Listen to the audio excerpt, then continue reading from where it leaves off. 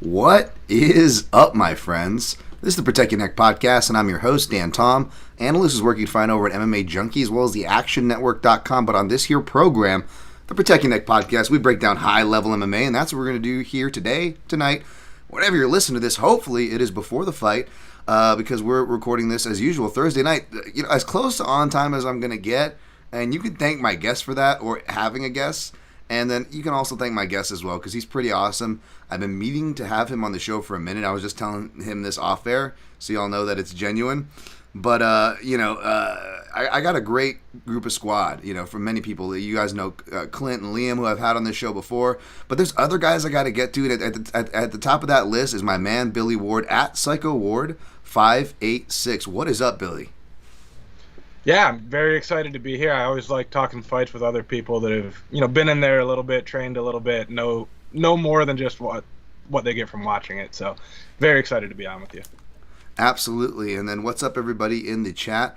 It looks like Elon is still blocking my non-blue check ass from not being on Twitter, but we still should be good for the YouTube portion. So I know it's a little bit of a delay, and I'll try not to do the Bueller. Hopefully you guys appreciated that audio edit. For the audio listeners, I always add in a little bit of little audio flair for that crowd. But yeah, if you're in the chat, just let us know you're listening. Say hi. I'm already seeing people hit the like button, which is nice. And hey, look at Ghost Phantom. We got Enforcer in the house, and of course another amazing analyst. Of course, Phantom Punch breakdowns.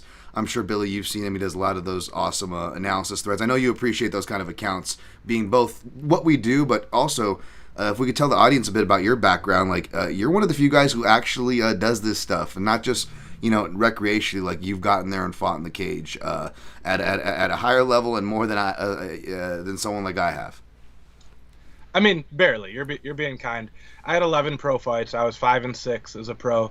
Kind of beat the guys I was supposed to beat, and anytime I fought someone who was going on to bigger and better things, I was that stepping stone.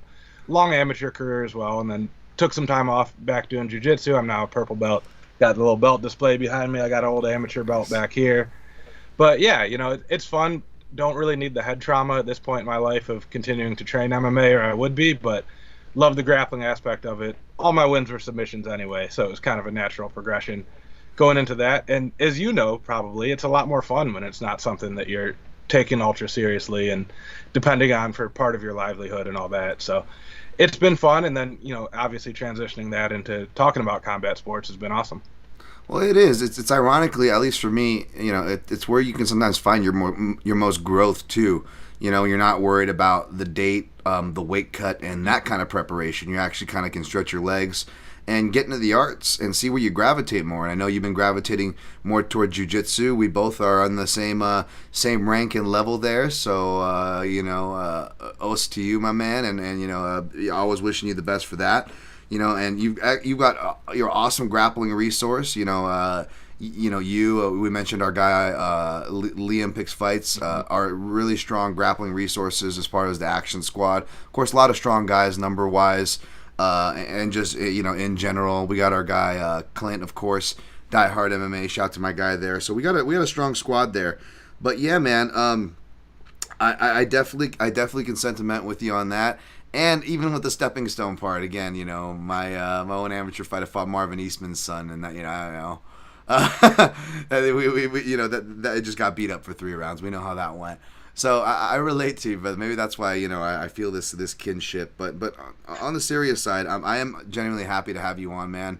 I'm always happy to have any guest, to be honest, because it's nice to have someone who just does everything solo, from shows to otherwise. It's like, it's nice to have company and a friend and kick back.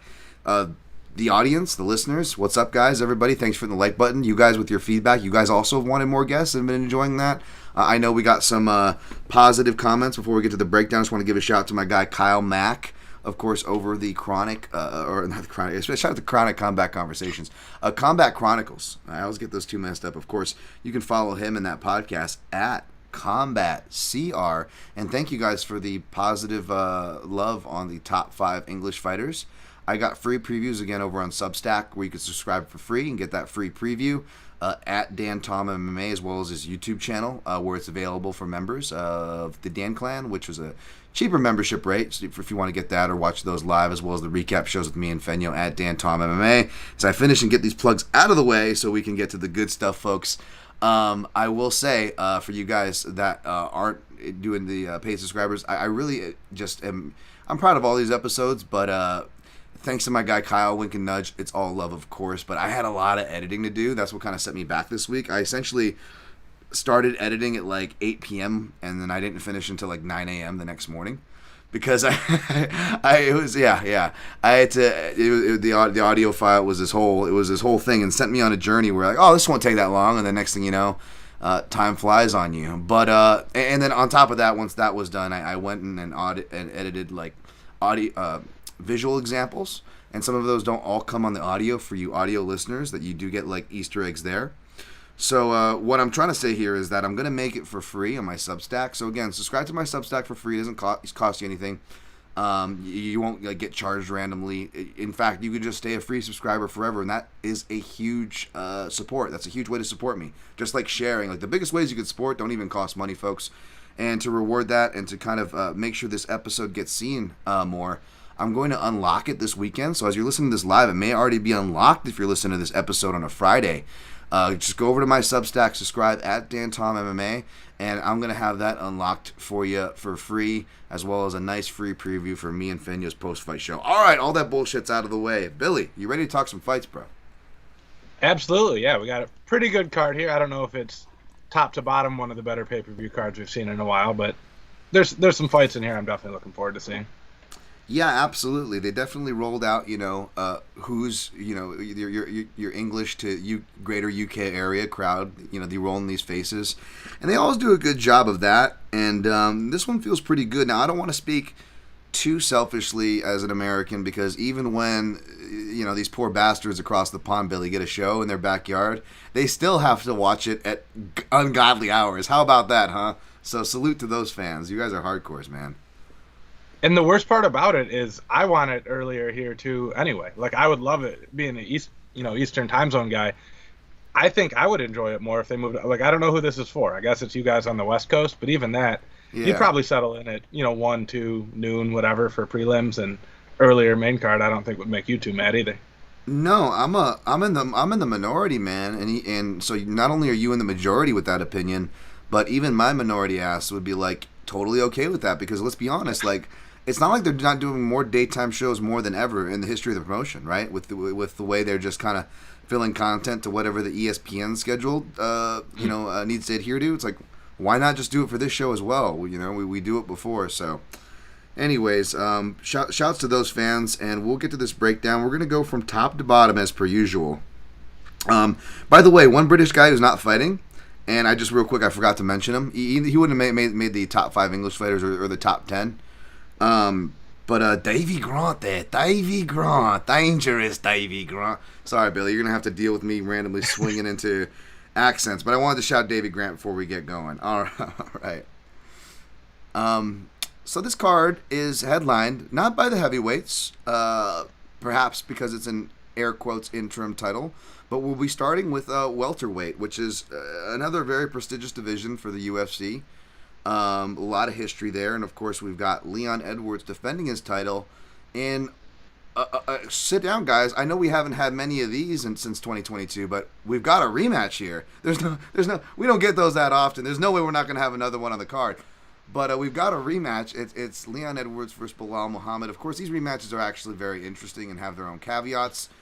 This fight wasn't quite the 15-second abrupt stoppage that we'll get to, Billy.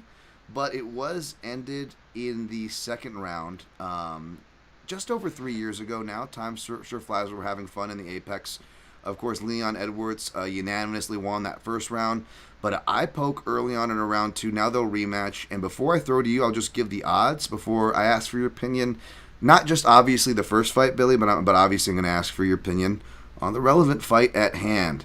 And as of right now, of course, Edwards is the favorite, although money has been trickling in. He did open a little wider, but right now he's roughly minus 250 in that neighborhood, depending where you look. The comeback on your underdog, the challenger Muhammad, in the neighborhood of plus 190, roughly, regarding where you look. Hit a quick refresh to make sure. Yeah. So, Billy, what did you think of that first fight? And lead us into your thoughts for the second fight. Yeah, it was kind of what we were expecting, right? Leon was picking him apart on the feet, using his length, using his range, using his footwork. I think a big factor here is Leon's just an overall better athlete than Belal Muhammad, I think pretty clearly, in terms of speed, in terms of his reaction time, all that stuff. And that's hard to overcome, where Muhammad pretty much just has the wrestling. You could argue his hands are a little bit better. I don't know that I would make that argument. And, of course, Belal came and said, well, that was part of the game plan. We were building to something, and then it got stopped prematurely.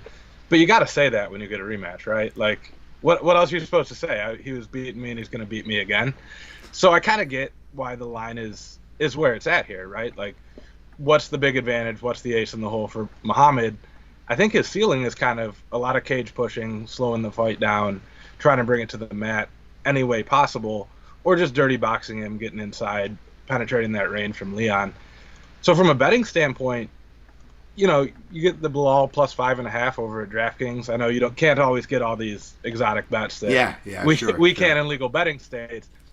I like that a little bit. It's a point spread bet for MMA, which DraftKings has been doing for a while, and it's the sum total of all the judges' scorecards. So basically, you're betting on Belal to win 2 rounds unanimously or 1 round unanimously in 1 split.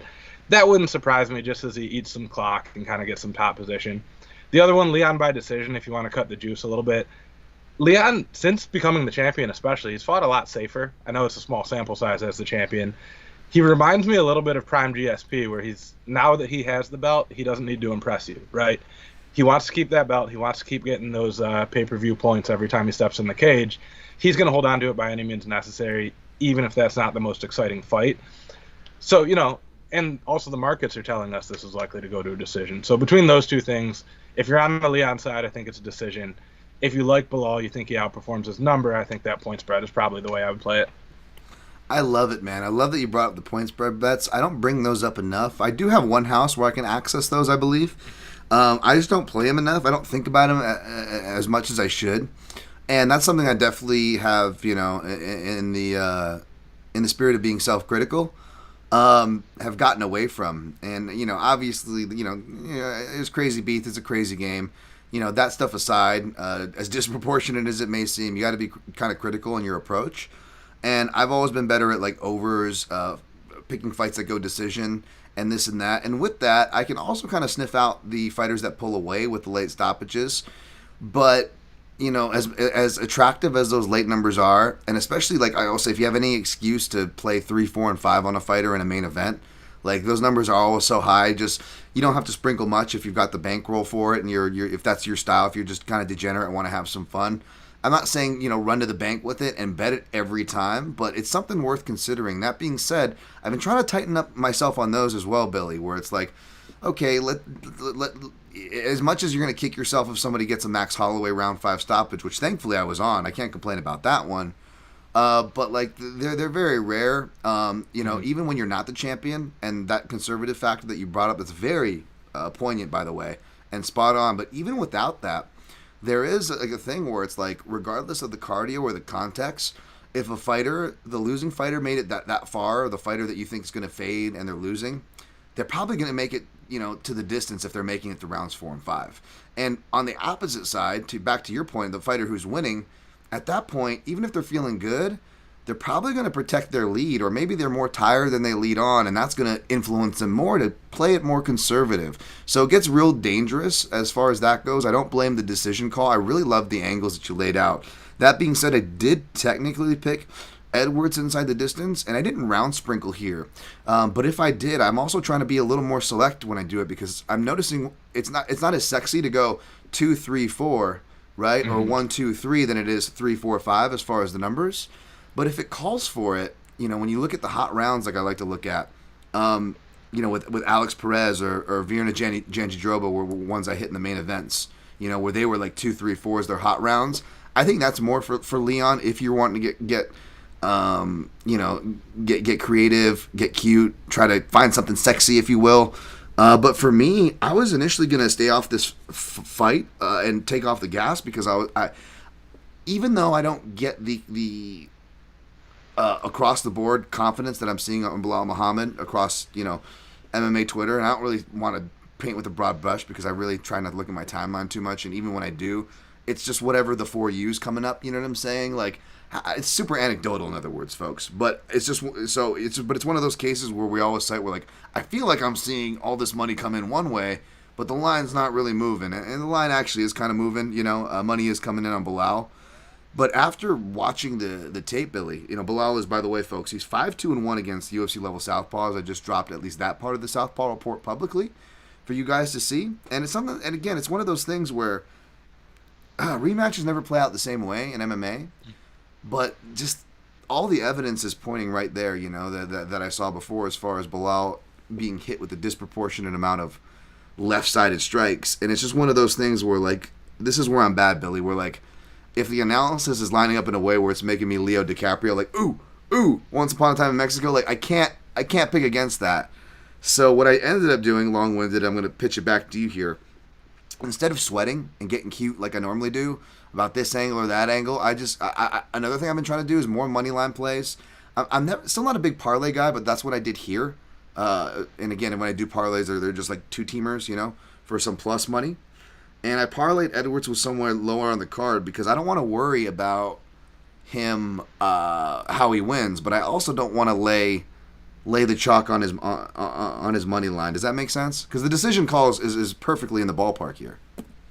Yeah, I mean, I'm totally with you. Both of my picks, one a little bit more Belal-centric, one a little bit more Edwards-centric, are still saying I think Leon's going to win, right? I just don't have the confidence to mention or to try to pick a method, stuff like that, or pick a more specific method and round. I did want to say, I noticed in your Southpaw report you pointed out the Belal Muhammad Chris Curtis fight in the regional circuit about 10 years ago. Yeah. I got TKO'd in the first round on that undercard by a former Ultimate Fighter contestant. So I was there. I shared a locker room with Chris Curtis. He was an awesome dude. He knew he was not being brought in as a favorite or as the A side of that one, but he put on a tough fight, so it was a cool card to be at. Had no idea they'd both end up in the UFC, of course. Yeah, he had the whole Bronson getup for that fight too, didn't he? He had the the mustache, and that was a cool look for that. That's awesome, man. Wow. Yeah, Chris Curtis, he actually was really competitive in that first round. I went to watch that fight as well, but it's a bad camera angle, and there's really not a lot because essentially you've got a pretty decent competitive striking match to Muhammad's credit in that first round, and then Muhammad essentially just wrestles Curtis for like the remaining 2 rounds and blankets him. So as far as the Southpaw report, they're more striking centric. So obviously, not a lot to take there. And even though I'm not shy of like grabbing something that's far from the past, because even though it's like, oh, what's that going to tell us of his game? He's a better fighter and a different fighter. I'm like, yeah, a lot of fighters are better and different, but at the same time, if you could see a habit that's in their game now, that was in their game then, and you even see it in their game in between now and then, it probably means it's a pretty damn hardwired habit, is it not? And I would argue Muhammad is closer to the fighter he was then than Chris Curtis is, because that was when Chris Curtis was still training in Ohio before he moved out to Vegas, really devoted himself to this full time. Like, he was just a guy who kind of did this for fun. My coach and I would go down to Vision and train with them a little bit every once in a while, and he was just a hobbyist with a full-time job where, then he devoted himself, came out to you guys at Extreme Couture some of the time. So I think anything you get from Muhammad that far back, while he's better, it's still seeds of what he was going to become. To his credit, though, because he was awesome on the regional circuit. So, it's a double-edged sword there, but... Yeah, he had some underrated kicks, and what I really like about him facing southpaws, Billy, is like, not enough fighters jab, obviously. That's like a general criticism you can always make, even though MMA's gotten better to its credit. But it's in southpaw matchups, even some of the best jabbers, right, they just forget about their jab. It's that whole, it's that whole old school thing, oh, you got to lead with your power hand, which is not wrong, and it's not that there isn't lanes, but you can still, if one side can do it, the other side can do it too. Technically, and so I love seeing that from Muhammad. So he really does good things. So I hope I did an okay job of highlighting his good as well, not just his negative. So it looks like I was cherry picking, but I really wanted to, I used the whole 220 that I can get maxed out on Twitter because I really wanted to exemplify just how much across all these different matchups that you see it. Now, does that mean Leon's going to win? No, much less does that mean Leon's going to finish. Of course not. We don't know this. But that's going to be my pick. I may, depending on what my round robin is, I mean, this is a pretty decent exposure. It's a 2-unit parlay, which is big for me. I don't usually parlay. I barely play things that are 2 units, and I've got a bigger play coming up, folks. But, I went with Edwards here because, again, I just couldn't, the Southpaw report's done me pretty well, even in this bad streak I've been on, Billy. And, again, it's just one of those things where, if you're not going to play something you see strong, then what the hell are we even doing here, What is safe at the end of the day in MMA, right? What is safe? Yeah, I mean, it's not a safe sport. It's a high-variance sport. We had someone come on Twitter and tweeted, Sean Zerillo and I, fellow Action Network member in our podcast, is like, you guys got a safe parlay that it's going to get us to plus 600 or something. Like, no, that doesn't exist, right? It wouldn't be plus 600 if it was safe. So you're always taking a risk, but I do think Leon moneyline feels fairly solid even at his price. I wouldn't lay the juice on that standalone, so your option is a parlay. Mine is to get a little bit cuter on by decision and or, the Bilal plus 5.5, which still leaves room for an Edwards decision, obviously. That's awesome. We'll get to a points handicap that I'm currently feeling out because I'm actually in the middle of tape studying this one. That comes later, as Bane would say. But just real quick on the big fights, I try to get the chat involved. Brad Pitt is the actor in Once Upon a Time in Mexico. Yeah, I probably said the wrong thing, didn't I? I meant Once Upon a Time in Hollywood. Apologies. Although Brad Pitt is in Once Upon a Time in Hollywood as well. That's the Mexican he's saying. I guess it's Johnny. Okay, maybe not. The same person, Rogue Strummer. Thank you for joining the chat. I love seeing new people, by the way. Rogue Strummer says, Leon has incredibly technical takedown defense. I will be interested to see if Bilal can get him down. Yeah, that's another thing we didn't really talk about. And this is, we could briefly touch on this before we hit the co-main event, Billy. But the one thing I really just noticed in the grappling is not just both guys are good in the clinch. One guy is a good stymie counter clincher, which is Edwards. And the other guy is a good offensive clinch fighter, which is Muhammad. But I always say the grip fighting is the unsung hero in all martial arts. And that was one big thing that made me like Leon in that trilogy fight with Kamaru, is that he really was separating grips, fighting the head in the appropriate positions, but really separating those grips and prioritizing that. And when taken down, his get-ups have kind of looked better. So I like that. I feel like he does give some back exposure, which worries me. But that being said, Muhammad, though he's finished people, though he's definitely sealed rounds and has that ability, I don't know if I put him in like a Damian Maia, game over, man, Bill Paxton game over territory, if that makes sense. So back exposure might not be the end of the world, but what do you think about the grappling in this fight, Billy? Yeah, I alluded to it a little bit. I do think the ceiling for the most part is Muhammad kind of just cage pushing him and shoving him against the fence. Okay, I don't think he'll get some takedowns. I don't know how much he'll do with them or how long they'll stick him. And you're right, he's not, a super jiu-jitsu-y guy who's going to fling himself around onto your back. If you give him his back, he might take it, but he's not overextending himself for that. And if he's got Leon shoved up against the fence and is pot-shotting him a little bit, that might be enough to steal the round. So that's part of my analysis on the point spread if you're playing Bilal. Is I see him stealing a round or two. I don't see him definitively dominating long stretches of the fight from top position or doing a ton of damage from the top. Because the minute he sits up and tries to land anything significant on Leon, that's going to give Edwards enough room to squeak out, fight the grips, as you pointed out, get on his hip, all those things that he's shown us he can do really, really well now. Absolutely. Ghost Phantom, did you guys find it interesting that Bilal was getting the better of the clinch exchanges in the first fight? Yeah, he did land. It's funny.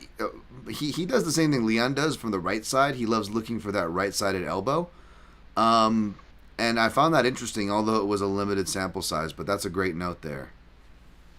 Anything to add to that, Billy, as far as the Bilal success in that first fight in the clinch, or anything you saw? No, yeah. I mean, that's kind of what I've been leaning on with the up against the fence is Bilal's world in this fight. I also think we need to be careful how long we think the fight will be allowed to stay there, because if Edwards has his back on the fence, this crowd is going to be mad. And as much as refs try not to be influenced by that, they're only human. If you got 40,000 people booing every time it happens, I think the trigger on separating some of those positions will probably be a bit faster than it is most of the time. Yep. Two more before we move on, and then we'll get it going. Rogue Strimmer says, I think Leon is more likely to finish this fight.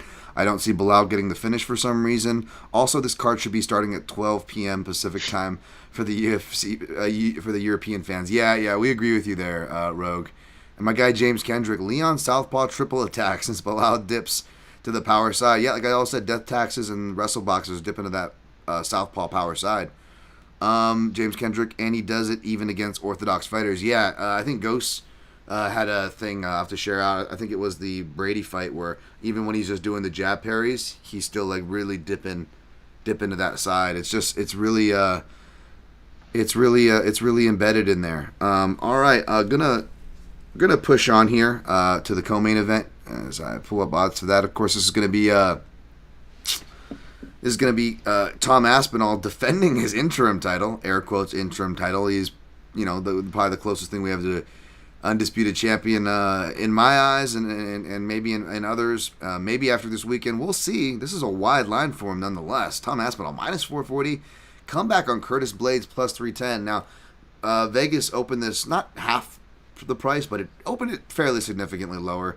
This is public money that's pushed this inflation. Do you agree with the line? Do you even agree with who's favored here, Billy? I definitely agree with who's favored. I feel like you could kind of always bet Curtis Blaydes as an underdog, and over a big sample size, you're probably going to come out okay. Just for some reason, the public hates him and never gives him enough credit. Yeah. With that said, I don't see a great path to him winning here either against Aspinall. Probably the better wrestler. That might be all he's got. And wrestling Tom Aspinall could prove dangerous. If I could see him wrestling himself into submissions, wrestling himself into some tough spots, especially as he gets desperate with it if he's getting picked apart on the feet. So it's not a fight I really love to bet because I can't justify the price on Aspinall. The point spread's totally out because no matter who wins it, it's probably within a round or two. Not a great betting fight from my standpoint. If I was going to take a money line side, it'd probably be a sprinkle on Blaydes. You can probably wait until, right before the fight kicks off on Saturday and get the better price there. The one I do kind of like, it's almost certainly going to void, so that's my caveat ahead of time, is Curtis Blaydes decision only at minus 140 is where the best I'm seeing that one. Thinking about this logically, if this one goes to a decision, how did we get there? And the answer is probably yes. Curtis Blaydes being as safe as he can, getting takedowns and staying on top. That's never a safe bet in a 25-minute heavyweight fight that someone doesn't land one punch. Someone will probably get finished, which means that bet will void. But if you really feel the need to get some action on that, that's probably where I'd go, just knowing that most of the time you're going to get that money back. And obviously it's not as great of a price as his money line, but that's because you're getting the insurance policy on him getting stopped. I like that. I actually like that a lot for that angle. And I hate that I agree with that because I picked Aspinall and, spoiler alert, my co-main breakdown, the angle that I felt was kind of, not so much the safest, which is usually when I suggest totals, it's in the spirit of coverage, right? It's like you don't want a side, you're looking for more coverage. That's the general thought from a total, whether you want an over or under. Whereas my thought was, that I at least tried to explain in the breakdown, was that, like, if you're going to pick Aspinall, not only is his money line way out of proportion, the inside the distance line is minus 275. And now I'm picking him by submission, and not just to be contrarian and doing that thing where it's like, oh, where's the biggest plus number? That's what I'm going to go with, kind of a deal, whether it's my pick or just a bet. I'm not trying to be cute. Like, it was actually my pick the first time around when the fight was first initially supposed to happen. Of course, it's only 3 stanzas, 15 seconds into the fight, and a leg kick gets, I don't even know if it really gets checked or what, but Tom Aspinall gets injured, right? That's the first fight.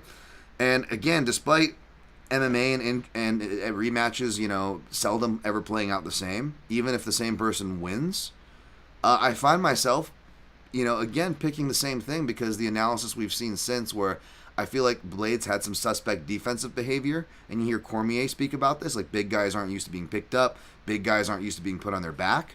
So as dominant as they are, even as a wrestler, if they get put, on their back, what are their decisions when they're getting pressed? And I think we saw some of those indecisions, I should say, with the Jailton Almeida fight in that first round. And that kind of only fueled my initial Aspinall by submission pick more. But that being said, am I going to run out to the bank or tell everybody to run out to the bank and bet the Tom Aspinall by submission? Like, no, it's the most plus money of his methods for a reason.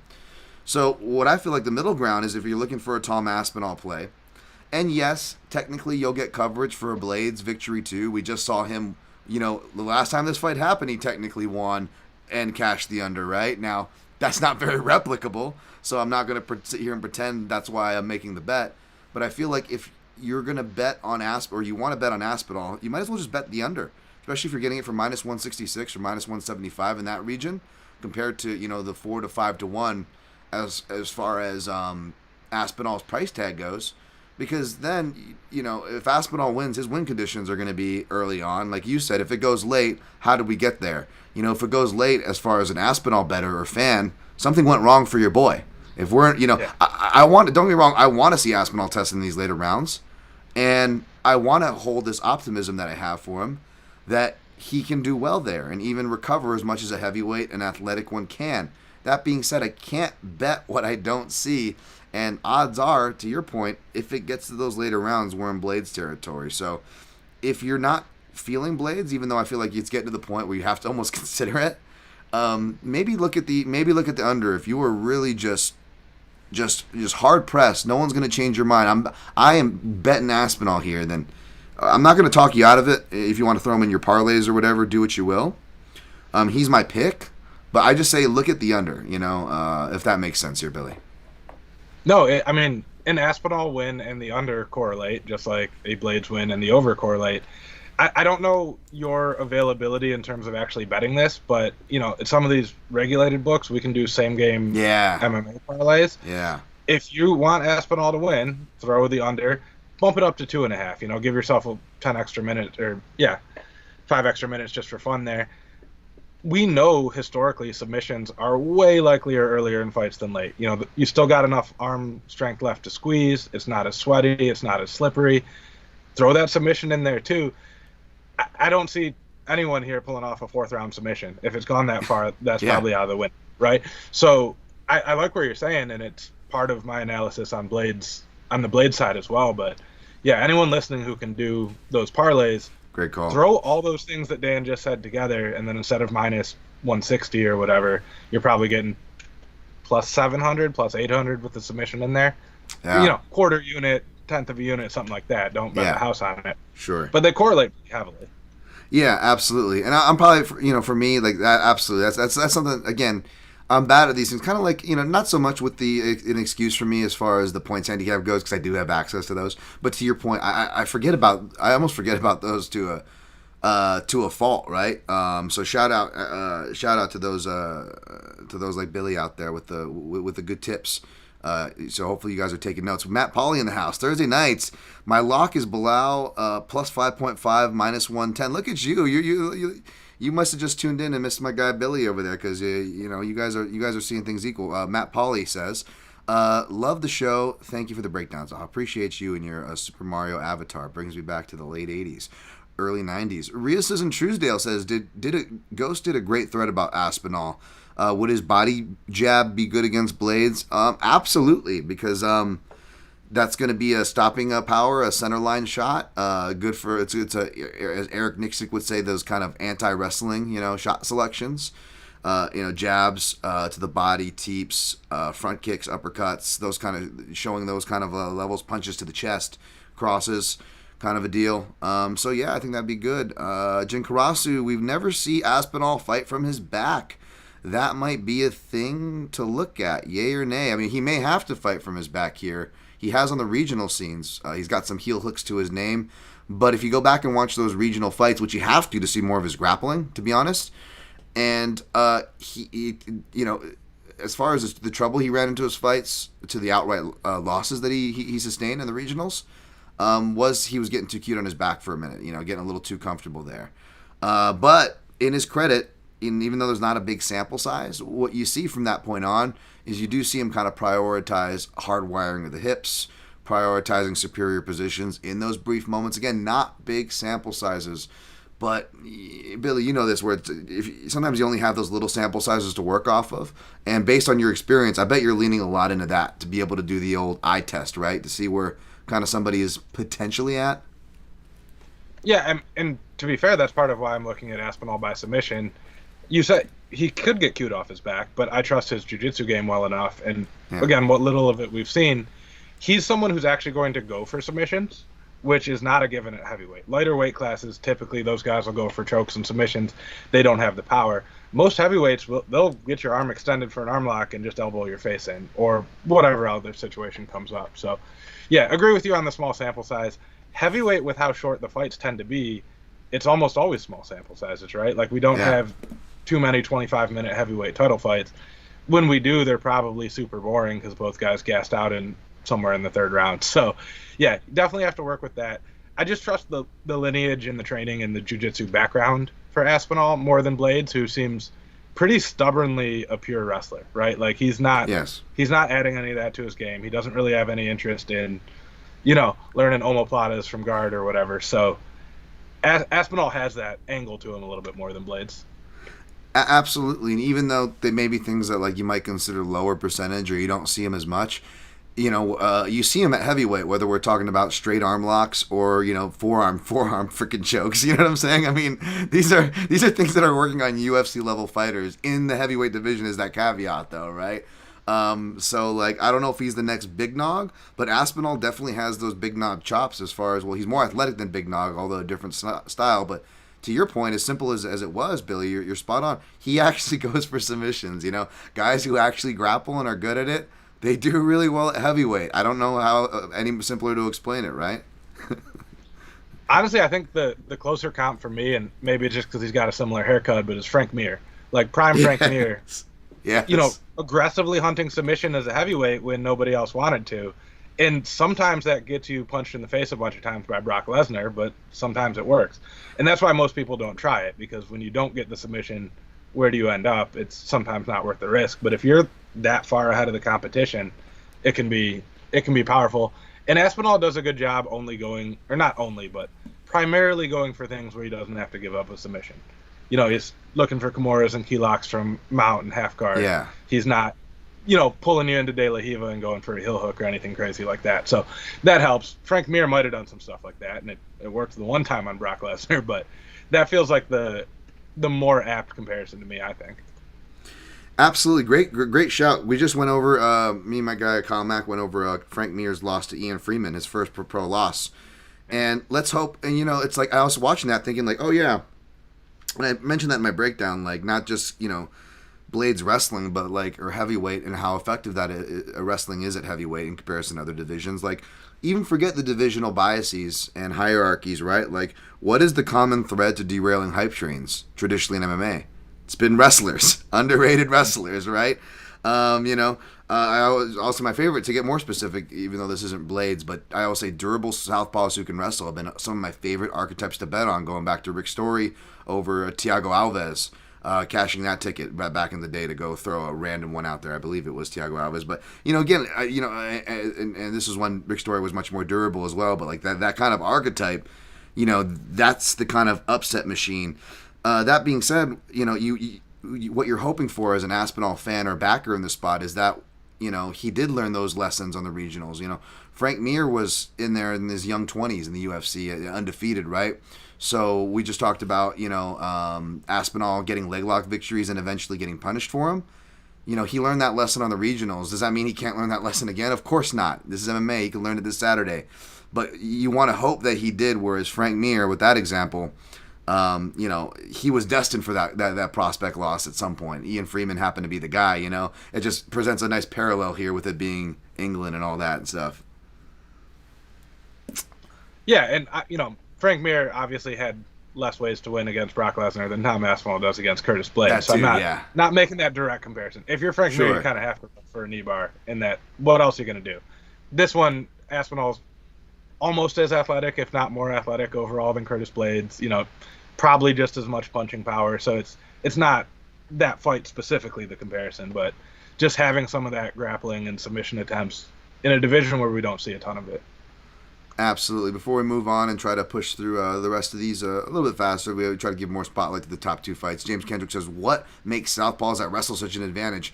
Just this, just the basic statistical, the southpaw advantage, as they say. Putting my biases aside, there are numbers that suggest there are advantages there. So that's just more. It's just more fantasy talk for me when I say something like that, James. I'm just kind of, making my what's your ideal football player look like? What's your ideal basketball player? It's more just like kind of stupid gamer talk over here. I have a pet theory on southpaw wrestlers though, Dan. Okay. I don't know if you grew up wrestling or did any wrestling growing up. Not traditionally, no. Okay. I didn't either, but I got into it, as an adult. And when you're teaching kids to wrestle, they tell them to put their power hand forward. Oh, yeah. Where when we're learning striking, your power hand is back. So this southpaw wrestler is basically learning. He's using his actual wrestling stance, where a lot of fighters that then try to switch it, they're wrestling out of the opposite stance that they spent 10, 15, however many years wrestling from. As long as you can learn the defense striking-wise there, I do think there's probably an advantage there. And especially these days where kids are joining wrestling because they want to be MMA fighters, then they learn their striking as a southpaw as well, and you've got that good mix there. As opposed to, my generation, there's a bunch of dudes who wrestled, and the first time they strapped on gloves, someone said, "Oh, you're right-handed? Flip that around." And now they're not as effective as wrestling because their shots are the opposite. They're shooting to different legs. Everything's thrown off. That's an absolutely great point there. That's a great point. And people underlook the translatable nature of footwork of wrestling when talking about, we just think about the wrestling itself as a broad blanket, but the footwork is a huge thing as far as translating to not just MMA, but even boxing. Those sports had connections back in the day as well. And the footwork was something that really is the quiet connector there. To your point. Great ad there. Speaking of footwork, we got a stance switching Bobby Green -122. I believe he opened a little bit wider. Yeah, he opened near 2-1 there. But of course, England backs their fighters at the betting window.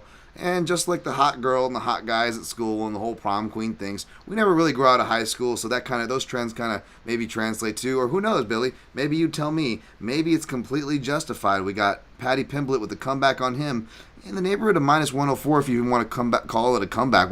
We're trending toward Pick'em, and that might be a price some of you are getting. We'll see. Billy, what's your opinion on this one, buddy? Yeah, I'm a little bit biased and I'm a little bit anchored here because I bet Patty-Pimblett when it was still plus money. Okay. I don't know that I'd still take him here. I think kind of the point broadly here, and I'll save the stylistic analysis stuff for you, is that Bobby Green is turning 38 in a couple months. He's now known as King Green. We don't know what the personal life is like that you're legally changing your name to King. Patty-Pimblett, if you've seen some pictures of him, looks like he's actually kind of taking his career seriously this time. His contract's running out. He's trying to field some offers for some big money fights in other places. If you're betting on Patty-Pimblett, or even just trying to understand why the line moved the way it does, we have to think that King Green is on the downswing to some extent now coming up on 38. We can't say how much. He hasn't taken a ton of terrible damage, the Jalen Turner fight notwithstanding.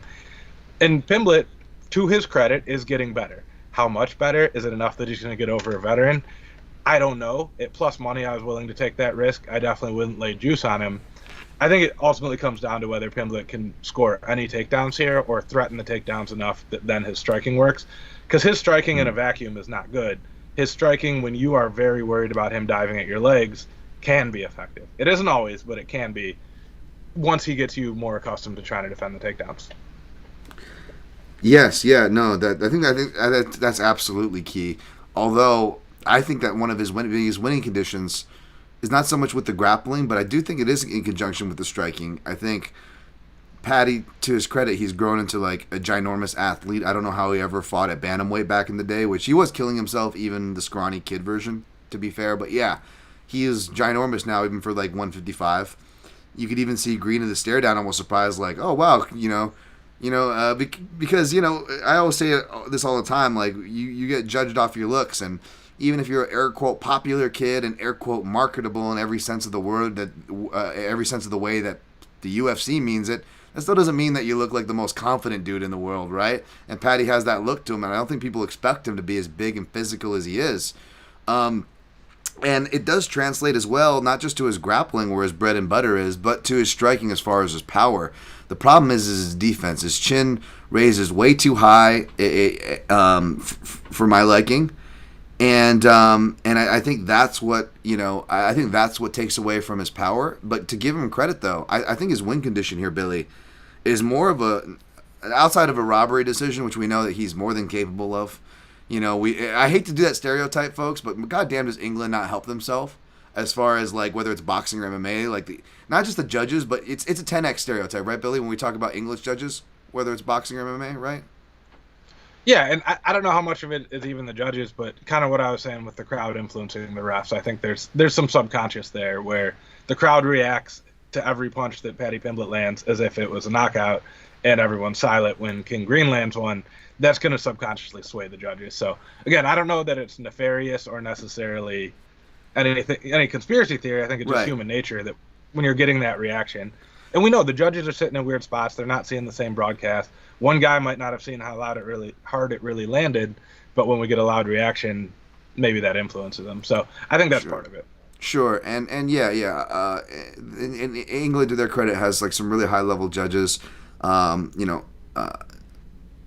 spoken with Ben Cartledge before. Big fan of his. I feel like that's a guy. I joke like Derek Cleary. I'm guessing we don't like the same music or anything with the way his scorecards are, because I'm just like, I feel like we're just always looking at the opposite things, Whereas like Ben Cartledge, I've spoken to, and he's just like he is a boy, man. He's a dude who I totally could see myself being mates with. You know what I'm saying? That being said, does that mean I agree with his scorecards? Absolutely not. You know what I'm saying? You could like someone and you don't have to agree with them, right? Much less every time. And to be fair, one of the trends I noticed with Ben, and he'll probably be working this card, so it's very noticeable. And this also applies to the Edwards Muhammad, to where it's just like, Muhammad will be controlling the rounds, but also doing enough damage to arguably get it. But Leon will get it because he's English. I'm like, not necessarily. I could see why it would look like that, especially again with the history of judging / in across the pond has not helped itself. Granted. But if you actually go and look at and break down their trends, whether it's Ben Cartledge giving rounds to O'Malley over Jan, whether it's him giving in Pimblett versus Jared Gordon, he was one of the on that or he was also one of that gave a round, even though it wasn't as bad in hindsight. I would argue, I'm not saying I would have scored it this way, but Roundtree over Jacoby, he was one of the dissenting guys who gave it to Roundtree. In other words, what's the common thread here? He's one of those judges that I talked about when they started doing this trend of air quotes damage, where just like refs, just like all human beings, you're going to have a decent crop overcorrecting the steering wheel because they're trying to make an effort to correct something. And he is one of those guys, as much as I love Ben, he really leans into big moments. I was on the wrong end of it. Douglas Lima versus MVP. Granted, there wasn't a lot to score. So you always run into the danger of suspect scorecards in those kind of fights, and that was definitely one. That being said, it was more just like the flashy moments of MVP. It wasn't even hitting him. He was kind of just rushing, Lima over. And, but that looked like the biggest moment of the fight if you thought that was a strike. And Cartledge is definitely one of those judges that will be swayed by that. So in other words, Muhammad could be doing a lot of work, or Bobby Green in this case can be doing the more processed, the more cleaner work, landing the counters. But because Green is a counter striker, he works the body. He does things that don't exclamate as far as the optics go. You run the risk of, which is, again, just like people want to blame the judges, I could easily be, it's my bad luck. And even though, Billy, I fucking stop calling my guy Clint the Mush. Clint's awesome, for one.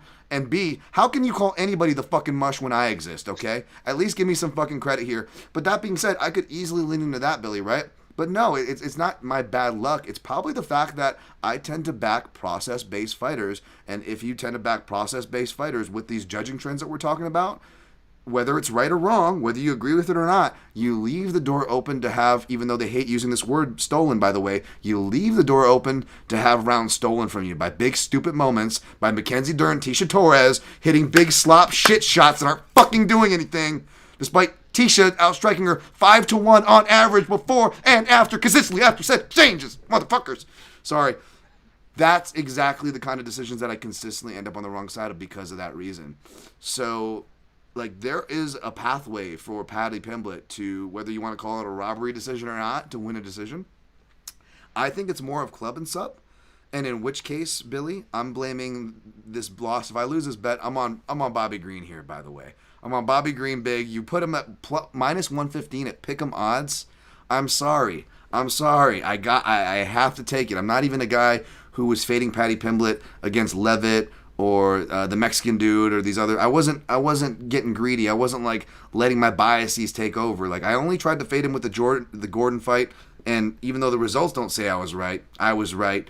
Maybe that's playing into it here, Billy. I'm cruising for a bruising with the way my luck's been going. But you know what? The silver lining about losing 10 in a row is that seems to be my trend. I lose 10 in a row, and then I finally win an event. So I've lost 10 in a row, Billy.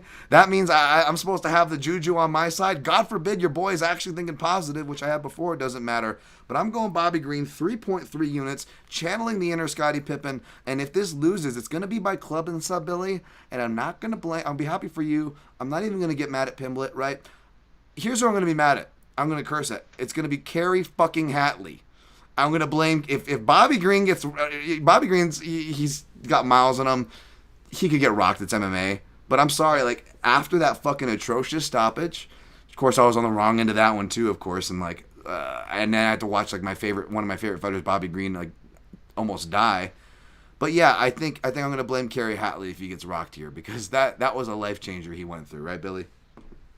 Yeah, and that's part of what I was talking about with we got to project into the future with these guys because if it were just based on the resume we've seen from them in the past, I would definitely be with you. It's funny though, you really took a left turn there. I thought you were setting up the Patty pick, and I was almost going to yell at you for overcorrecting on body shot counter striker guys. I didn't want you to be the one overcorrecting, but you came back on your normal course. And if you're going to do that, I think you stick with it. We don't jump off the bandwagon. Other funny thing, I've been trying to fade Paddy Pimblett like pretty much all of his UFC career. You said you're a guy who wasn't trying to do that. I'm the contrarian who was, but I just can't do it anymore. I can't do it to myself. Sure. The Jared Gordon fight was probably the final straw. Yeah, I didn't bet Tony Ferguson against him, but that version of Tony Ferguson is a different thing. So that one's not really worth talking about. Either of their fights against Tony Ferguson. Yeah, that is true. It was they both had suspect moments. Like as much as I want to point out, like that Patty was getting tired by the ghost of Tony Ferguson, and that Tony Ferguson was hitting straight shots that Bobby Green can throw much more consistently and cleaner. Let's not pretend that Bobby wasn't getting dropped by Tony, and this was before the Jalen Turner fight, so we can't even blame Kerry Hadley for that one. Every post-crisis Tony Ferguson fight. There's like a minute or two in there where we're like, oh, maybe he's back. We're leaning in, he's back. Oh, no, never mind. It's every time, right? He had it against Chandler. That good first round, he was piecing him up. So I don't count Tony Ferguson fights anytime in the last 4 or 5 years in my analysis at all. He's going to do something cool for a minute. We're all going to get excited. He's going to lose. Doesn't matter who it's against. You're going to drive yourself crazy trying to project based on what happened with Tony Ferguson. Yeah, that becomes one of those sample sizes where it almost costs you more money. You're better off, like what you said, ignoring it. We could go through those, but anybody who breaks down tape understands that. Before we move on, Jimmy Kudo, Jack Slack mentioned that Bobby Green has a great teep to the body that nobody talks about. Can that give Patty trouble? Absolutely. It's definitely one of my favorite weapons of his. You see it more. I had that in my Southpaw report, which I didn't really share this time around because Patty's not a Southpaw. But Bobby goes to that teep more in the open stance. That being said, he will switch to southpaw so he can still have that open stance look a lot, which I'm guessing he's going to do here, especially because there's a grappling threat. And when there's orthodox/grappling threat, that's when you see even more southpaw from Bobby Green. As far as the body shots, they're going to be really effective because not only is Patty show to gas, and he makes dramatic weight cuts, and if anything, the crowd is going to affect the hometown less experienced guy than the veteran who's been there and done that in Green, who traditionally has his strongest rounds in round 3. But if you look at it, people outstriking him, outside of the ghost punches Tony Ferguson was landing, he really hasn't fought anybody who was really punching the body. I mean, Gordon did some body work. Of course, he didn't get credit for it. But even that, like, not a ton. Bobby Green is a legitimate body worker, so I think that's going to bode really well for him if he can avoid getting like randomly clubbed and subbed by Patty in the first 10 minutes of this fight. Yeah, no, I'm with you on that. And again, I'm trying to not put myself in a position where I'm mad that the judges don't judge it the way I'd like them to, rather than the way they've told us they're going to. And again, especially in England, and especially with the biases there that we're probably going to see. Yeah, absolutely. And in their defense, I did point out, some trends and stuff. And speaking of which, what does it say? Someone says, who is it? What is it? Oh, Ghost Phantom says, do you guys remember when Patty fought Julian Erosa? Then vomited Pharaoh Rocher in the post-fight interview. Very funny stuff. I remember that, and that was also another controversial scorecard that my guy Ben Cartledge was on the patty end of. So, in other words, if you see Ben Cartledge on the judging thing for this, Billy, you should be happy. Okay, we're 1/3 of the way there. We are 1/3 of the way there. Shout out to Ben. I didn't even realize they fought. That totally came out of my mind. But yeah, back at 145, Juicy J coming in way under the weight limit. I'm looking at it right now. That's fun. Yeah, very, very controversial scorecard. Just all-time MMA. That one actually will get brought up, to be fair. One last thing before we go. Patty coming off of a career best. This is Synchro Wing. Patty coming off a career best performance of beating up Tony Ferguson and gassing out last round. Yeah, I know. It's what are you gonna do, right? This is the state of things. But yeah, all right, we're opposites there. But yeah, I feel dangerous. But it's just one of those things where I'm like, you know what? Again, it's one of those things that's just like, there is no safe bet. I know I've walked into these traps before, but at the same time, that's the hard part about these beats. Like, there's losing bets, there's bad bets. We all lose bets, we all make bad bets. I'm no better than that. But some of these beats that I've been on, Billy, it's tough because I'm like, what am I supposed to learn from that? Because the analysis was correct. I just got fucked over. It was just a random, cut stoppage, or a random this, or a random, my favorite ref, Jason Herzog decides to get it, or like, stuff like that. Like, so those are always the hardest beats for me to take, Billy, because I'm a guy where I'm like, okay, I'll lose so long as I can learn something from it. But some of these, I don't know what I'm learning from it. So we'll see if I'm steering into chaos again. The only lesson I try to pass on with that is just make sure you acknowledge the ones that you win that you weren't supposed to, because those happen too. And you're actually pretty good about it, but there's so many people who they'll tell you every bad beat they ever had, but they'll never tell you when they were the one who bet Patty against Jared Gordon or whatever. They always block those out. So I think the more you acknowledge the good luck you get, the more of it you have. It's my little theory on that one. So I always try to come out and say, I did not deserve that win. I will happily take it, and hopefully I'll get more like this. But sometimes you don't always deserve them on the other side. Well, you know me, that's the biggest weight of my heart and stuff is, especially when I'm on a losing streak like this, and having, again, with those beats and then those lessons, and then on the top of it, you have to be like, my genius, and oh, come on.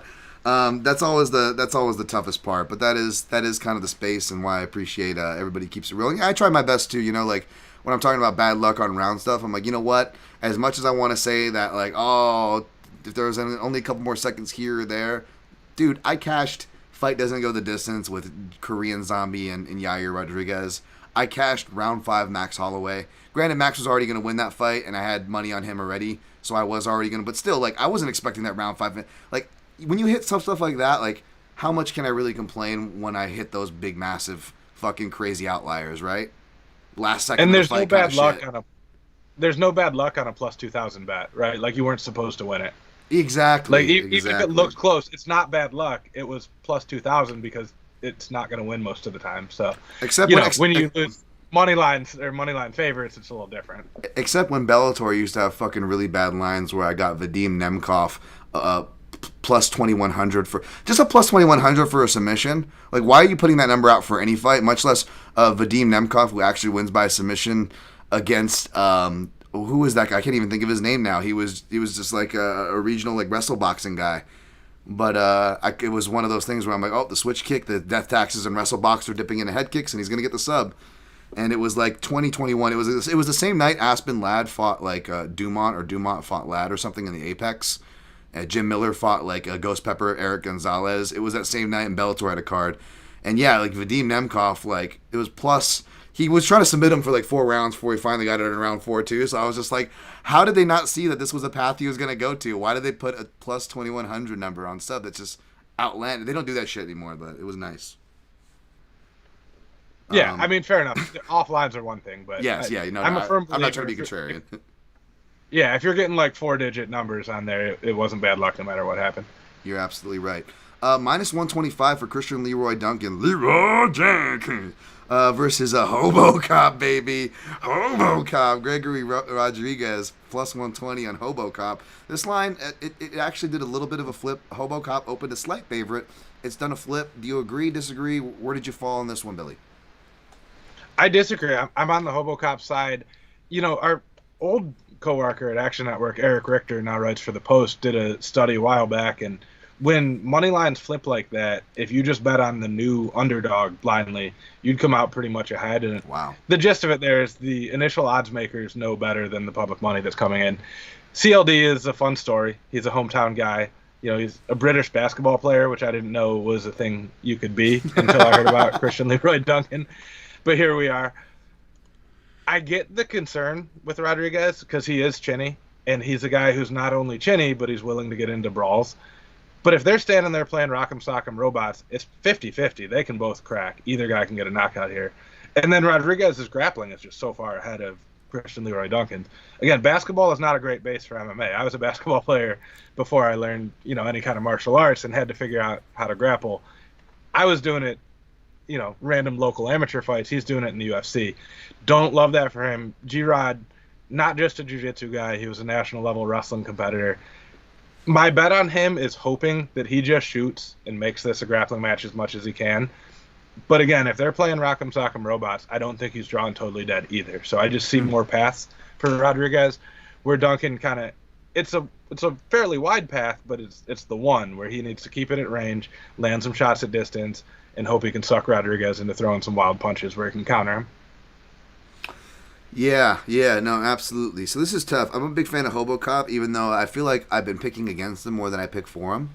You know, like I picked Brad Tavares, which obviously I've got bias, but in my defense, you know, Tavares did better than I think what people expected, and also in hindsight, what even myself remembered from that fight when you went back to watch the first couple rounds before he just falls off a cliff, right? But I also picked Chidi Ninja Kawani to beat him by first round knockout, and that almost happened. And a lot of that was because of the left hand, you know, and that's something that's kind of sticking out to me. He's the dog I'm looking to pull the trigger and pick here is HOBOCOP. I'm with you for all those reasons. I just want to run a little bit of a finer tooth comb. This is the one matchup on the main card that I haven't taped yet, because I have that. Not Jordan Peterson. Jesus Christ, who was that guy that knocked him out in the Contender Series? Jordan Williams. Jordan Williams, the Beverly Hills Ninja or whatever. Or no, the diabetic kid. It was another kid. Who was it? The diabetic kid who tweens from welterweight and middleweight. Bruno Fajardo knocked him out too. No, you're thinking of Jordan Williams. Yeah, he was between welter and middle. That's Williams. Oh, okay, yeah, that is Jordan Williams. Yeah. And then Bruno Fajardo knocked him out pretty badly too. Yeah. Well, after that. Yeah. And they were all left hands. So the left, you know, and I'm not sure if the Fajardo one was, but it was a shifting like southpaw one from Jordan Williams, and Christian Leroy Duncan does that same shot. It was a shot that Chidi Ninja Kawani can hit. That's why I picked him for that fight, even though he didn't win. But you can kind of see why, you know, he did almost knock him out in the first round. And Tavares, even though I wasn't expecting Tavares necessarily to knock him out, you know, obviously Tavares is mainly a decision fighter.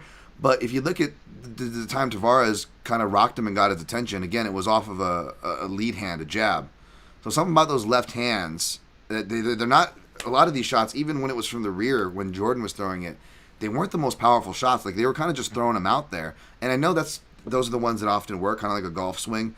It's not the one you're putting everything into it. It's when you just feel like you barely even hit the ball. That's when everything's kind of going right. You let it send. So I get that part of it, but it's just it's hard not to stand out with the fact that not just the chin could arguably be suspect for HOBOCOP, obviously, but you look at the particular kinds of shots. So that kind of worries me. But right now, I'm leaning toward HOBOCOP, and he is one of the dog plays I want to have. That being said, it won't make or break my night if I do, because I'm probably only going to put a unit on him, even though we're getting good value because he's now a plus number. It's not a massive plus number, right? So there's not a massive return if I hit it. With the money that I have going out, again, it's pretty chalky for me. I've got a parlay, a 2-unit, and that 3-unit play at the pick'em price on green. You know, kind of hoping one of those kind of come through. But yeah, I'm going to lean toward HOBOCOP here. Anything else to say before I go to the chat on this one, Billy? Real quick, I just watched that Brad Tavares fight back again. Like you, I was like, wow, Tavares did a lot better than I remembered when I watched this live. The one thing I noticed, Tavares was having a lot of success. G-Rod hit his takedown with 10 seconds left in the second round or something like that. Soon as they came out in the third, Tavares is so much less aggressive on the feet.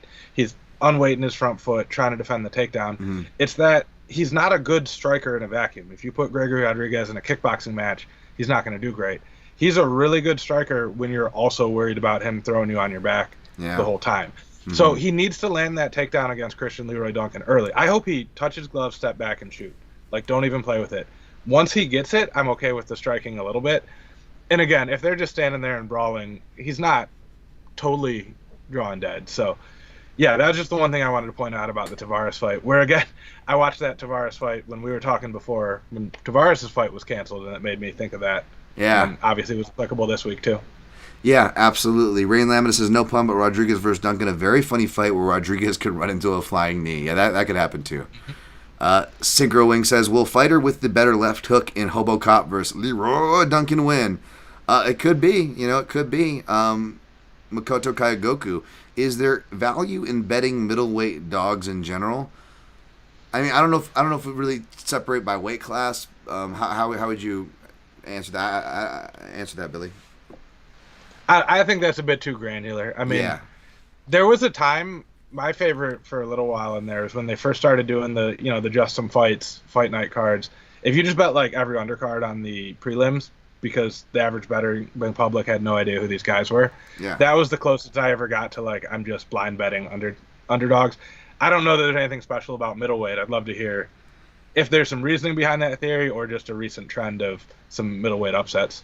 Yeah, I feel like Makatu, the classic stereotypes as far as which weight class are the dogs more value in, I think we all kind of agree on it. It's either one end of the spectrum or the other, male or female. It's lighter weight male or female fights that aren't going to get a finish with a lot of activity, almost too much to judge, to process. You're going to get some wild scorecards. Or you got the heavyweight volatility where it's a slop fest with nothing to judge, or the fight could just be over with one shot kind of volatility. So you're justified for that thought there, I would say. But that thought's gonna exist more on each end of the spectrum rather right in the middle. Arnold Allen, sorry, go ahead, Billy. Sorry. No, you're good. Arnold Allen, just want to get through this main card, and we'll got minus 235 for Allen. Comeback on Giga-Chikadze, plus 190. Do you have a strong opinion on either of these fighters? I feel like both these fighters could be underrated, and both these fighters could also be overrated, depending who you talk to. I don't. It's funny that you asked me that, because we were getting to this one. I was like, man, I really don't feel good about this in any way, especially with Giga coming off the torn groin. Arnold Allen probably should have got the decision in his last one, or at least earned the decision under Stockton rules. If you guys remember the Diaz brothers proposed system, where if your face looks more fucked up or you were losing, had the fight gone on indefinitely, who would have won? He passed both those tests. I don't know. I don't feel great about either way. 35-year-old, almost 36-year-old guy coming off a torn groin doesn't make me feel good, but he's the better technical striker. So I can truly see this one either way. Yeah, that last fight gave me flashbacks to, I just like all my losses give me PTSD, I think now. So like I associate it with something, but that one with the knee and the ground and knee position, it reminded me of the coming up short when I had Guram Kutateladze over Damir Ismagulov. And Kutateladze is actually much more legal than what the Allen and Evlov situation was, but the ref in the moment took it away, and then even went as far, which the judges are supposed to know this, granted, but said do not count any of those strikes. Those were illegal strikes. When it was actually like, even in the replay, I'm like, I actually look legal, and you just took away that guy's momentum. He was about to have a finish and take it away from the scorecards, and arguably I think still won. But anyways, I'm not going to cry over that spilt milk, nor am I going to cry over the Arnold Allen one. I am okay with Evloev winning it, I guess, with the way it played out, with the way it got adjudicated. It's just that I feel like people should recognize that it was literally one or two big moments away from it being an Allen fight, for sure. And again, that was just a classic. Again, Allen was doing really good with the striking, the body work, the counters, coming forward as well, which he's going to need to do here against Chikadze. But you leave it open for just a really big moment. And it wasn't like a Mackenzie Dern moment. It was a legitimate strike that Evloev landed, and it actually created legitimate damage. As much as I try not to overvalue the blood, like Dominic Cruz, tongue-in-cheek, is enforcing, whether he realizes it or not. But yeah, like that was close. But as far as this fight goes, so I've definitely been accused of being a Giga hater, maybe just because I hate having to say the term Giga kick. But I got love for him and give him credit as well. He got better as the fight went on, which wasn't a necessary projection for his style in his last fight. But his last fight was also against Alex Caceres, which I watched, but I have to go back through now for the Southpaw report and timestamp that one, as well as Irwin Rivera. Those are the only Southpaws Giga's faced, so he's technically 2-0. Irwin Rivera, of course, is like a flyweight, bantamweight who was taking that fight on short notice and washed out for some unfortunate reasons. And Caceres, who was on a late career resurgence, to his credit, was even then, it was a lot of circumstance, because Caceres, even at his best, is a fighter who will always have the fight his opponent wants to have.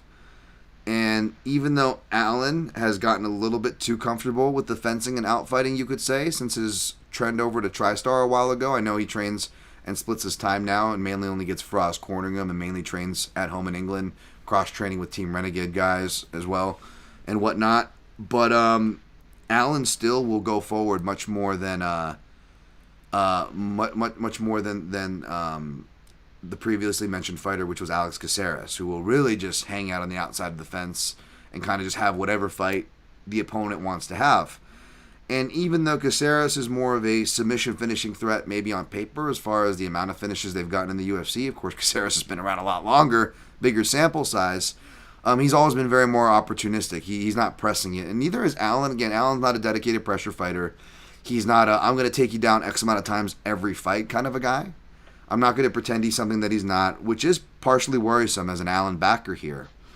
But it's something he can do. It's something that we've seen him do when the matchup calls for it. And with his back to the wall. Like you saw Giga when he won. I don't know how much of his back to the wall it was with his last fight, but you saw that relief, right? You forget, you're like, oh, no wonder why he was so sharp and really just fighting and making sure he was dialed in the whole fight. And you saw how exhausting it was for Giga. And I think we're going to get that kind of the best version of Allen here as far as intangibles go, with his back up against the wall, only losing to the best guys. And one of them, again, like we said, was a close fight. I don't think Allen's going to get a finish here. I'm hoping he has some favorability with the crowd that helps him, because his style is, he's the more effective counter guy, even though Giga has some underrated counter crosses from both stances. But Giga kick isn't going to be there as much because the southpaw stance closes up that liver side. We've seen that he doesn't like that. That Calvin Kattar smartly game plan. He kept shifting the southpaw and stepping forward and would completely shut down the kick, and that's how he was able to pressure him. Allen's already going to have that naturally built in. Plus, he has a better and more diverse and less linear game than not just Giga himself, but also Kattar. Two guys you can kind of accuse of moving in lines. Whereas Allen, he'll hit the off to an angle uppercut, off to a further angle, cross over the top. These things that I see actually really working really well with Giga. And even though I don't want him to fence and kick with Giga as much as Alex Caceres did, I do think Allen can hold his own. He's a really talented kicker regardless of the stance matchup. He'll have his leg kicks open to him.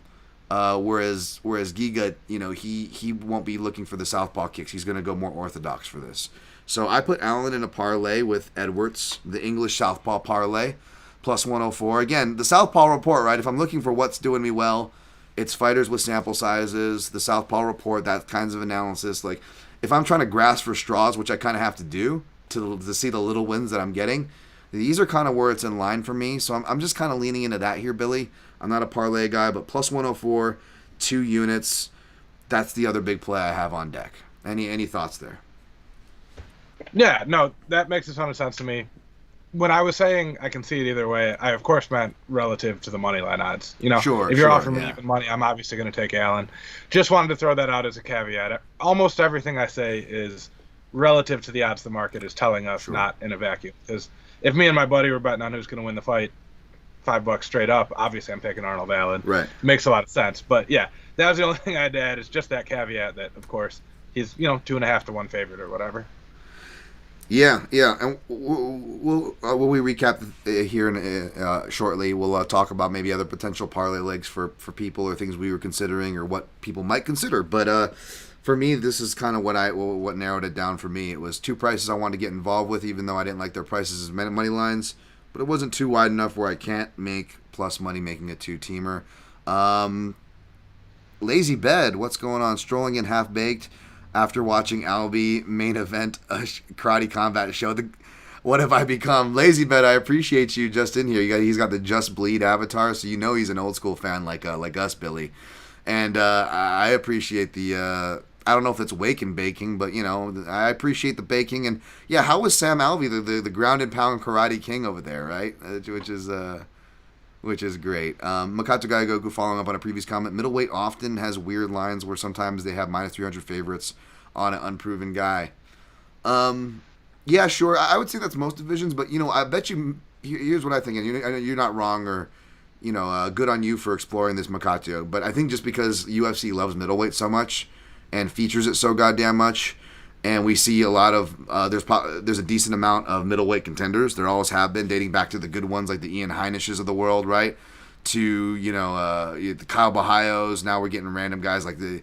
No offense, seems like a nice guy, but I think Dylan Bucka was a middleweight. Like middleweight, they seem to, contender series. You could already flooding the market, already signing more than they should alone.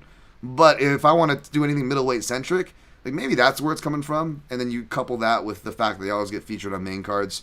I get why maybe someone that stands out to somebody maybe.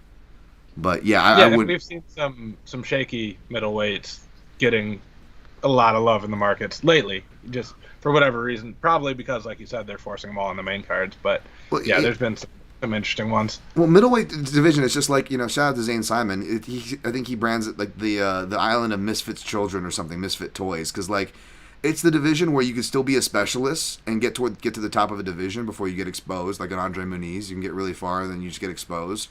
You can still be an old 50-year-old man with neoprene holding your legs together like Dan Kelly and go on a crazy win streak. Remember that?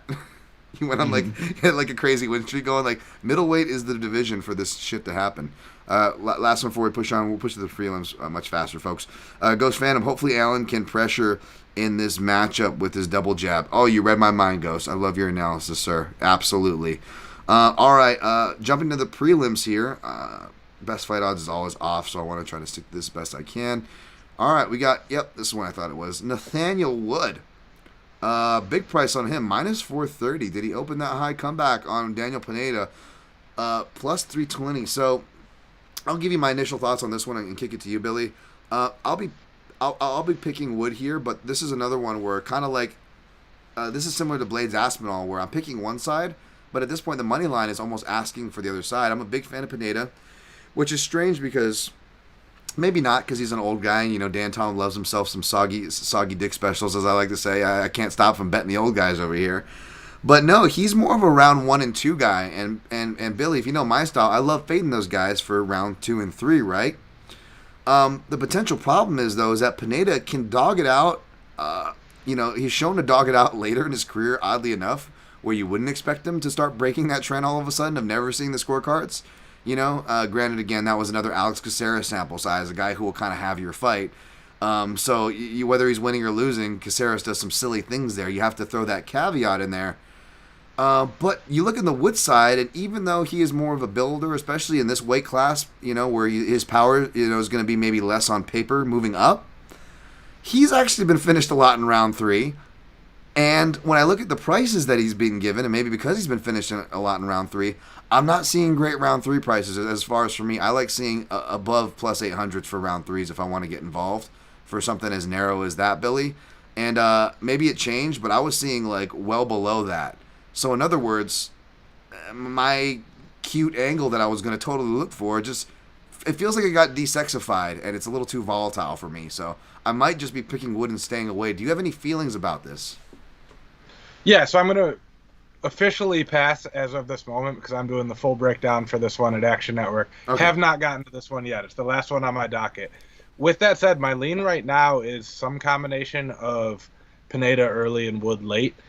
Ideally, I think that means you take the live betting angle and you try to wait till you can get a live bet. Mm-hmm. I know that's much tougher when you have to run up and hand a ticket to some guy that you're screaming at versus when I can just do it on my phone without getting off my couch. So I understand the difficulties there. But yeah, I mean, you mentioned the early stuff. Wood's stoppage losses were all at 135. It doesn't make a ton of sense that going up in weight class and fighting bigger, stronger guys makes you more durable, other than, of course, the weight cutting factor. If he was cutting so much weight that limited him, I could see that. again, it doesn't totally make sense to me that he's withstood the power from bigger guys better, but he seems to have early. So those are my leans right now. Anyone who can bet on FanDuel, they do the split round props where you can bet on one fighter in rounds 1 and 2 or in rounds 3 / by decision. I'm guessing you could get plus money on both of those if you took Pineda round 1, 2. Wood 3 or decision would probably be, if I was unable to bet it live and had access to that, which is a lot of caveats, that might be what I would do. Absolutely. The only thing I'll add here is not only is Pineda naturally the biggest probably guy that Wood's ever faced. He's huge for the division. Like, I know he missed weight against Cub, but he looked like 2 divisions bigger than Cub. Like, it was pretty drastic. So not only is there that, but Pineda is a guy, who has a history with the old drug tests and the era that, if we're playing back into this narrative that was hot when it first got announced, we've kind of fallen off, but this post-USADA era we live in now, I wouldn't be surprised if Pineda's pissing through the crumpets on his way to the octagon, just melting them. Surprisingly, though, they seem like they've actually caught some guys, which, maybe... let me phrase this a different way. I don't think Daniel Pineda has post-USADA armor. I think if you've got some gold around your waist or you sell a bunch of pay-per-views, it might be different. I don't think Daniel Pineda, of all people, is getting away with anything, even with the more lax drug testing standards. Yep. Absolutely. I see Synchro Wing in the chat bringing up the Muhammad Naimov fight when he was allowed to get kneed in the groin. Yeah, that was gross, all those fouls. Yeah, I wouldn't count that loss too hardly against Wood either. I got to go back and rewatch that. I want to try to push through these pretty fast for the sake of the audience and my bladder, if that's not TMI. But we got Molly McCann minus 340. Come back on Bruna-Brasil, who totally sounds like a Bellator fighter with that name. Plus 260. I'll probably be picking McCann. She was tempted just to throw in the parlay for the shit of it, but I'm trying to avoid that kind of that variance and numbers. But if I was doing like a shout out to CJ Safdie, a kind of a layered parlay, maybe I do the under in the heavyweight fight or a Molly McCann as like the next line, if so to speak. Do you have any opinions on this one, Billy? Don't love the fight. I will say I think if you're going to be on the Brazil side, which I'm kind of leaning towards, she might be an interesting live bet, just with Molly dropping a weight class, cutting a ton of weight.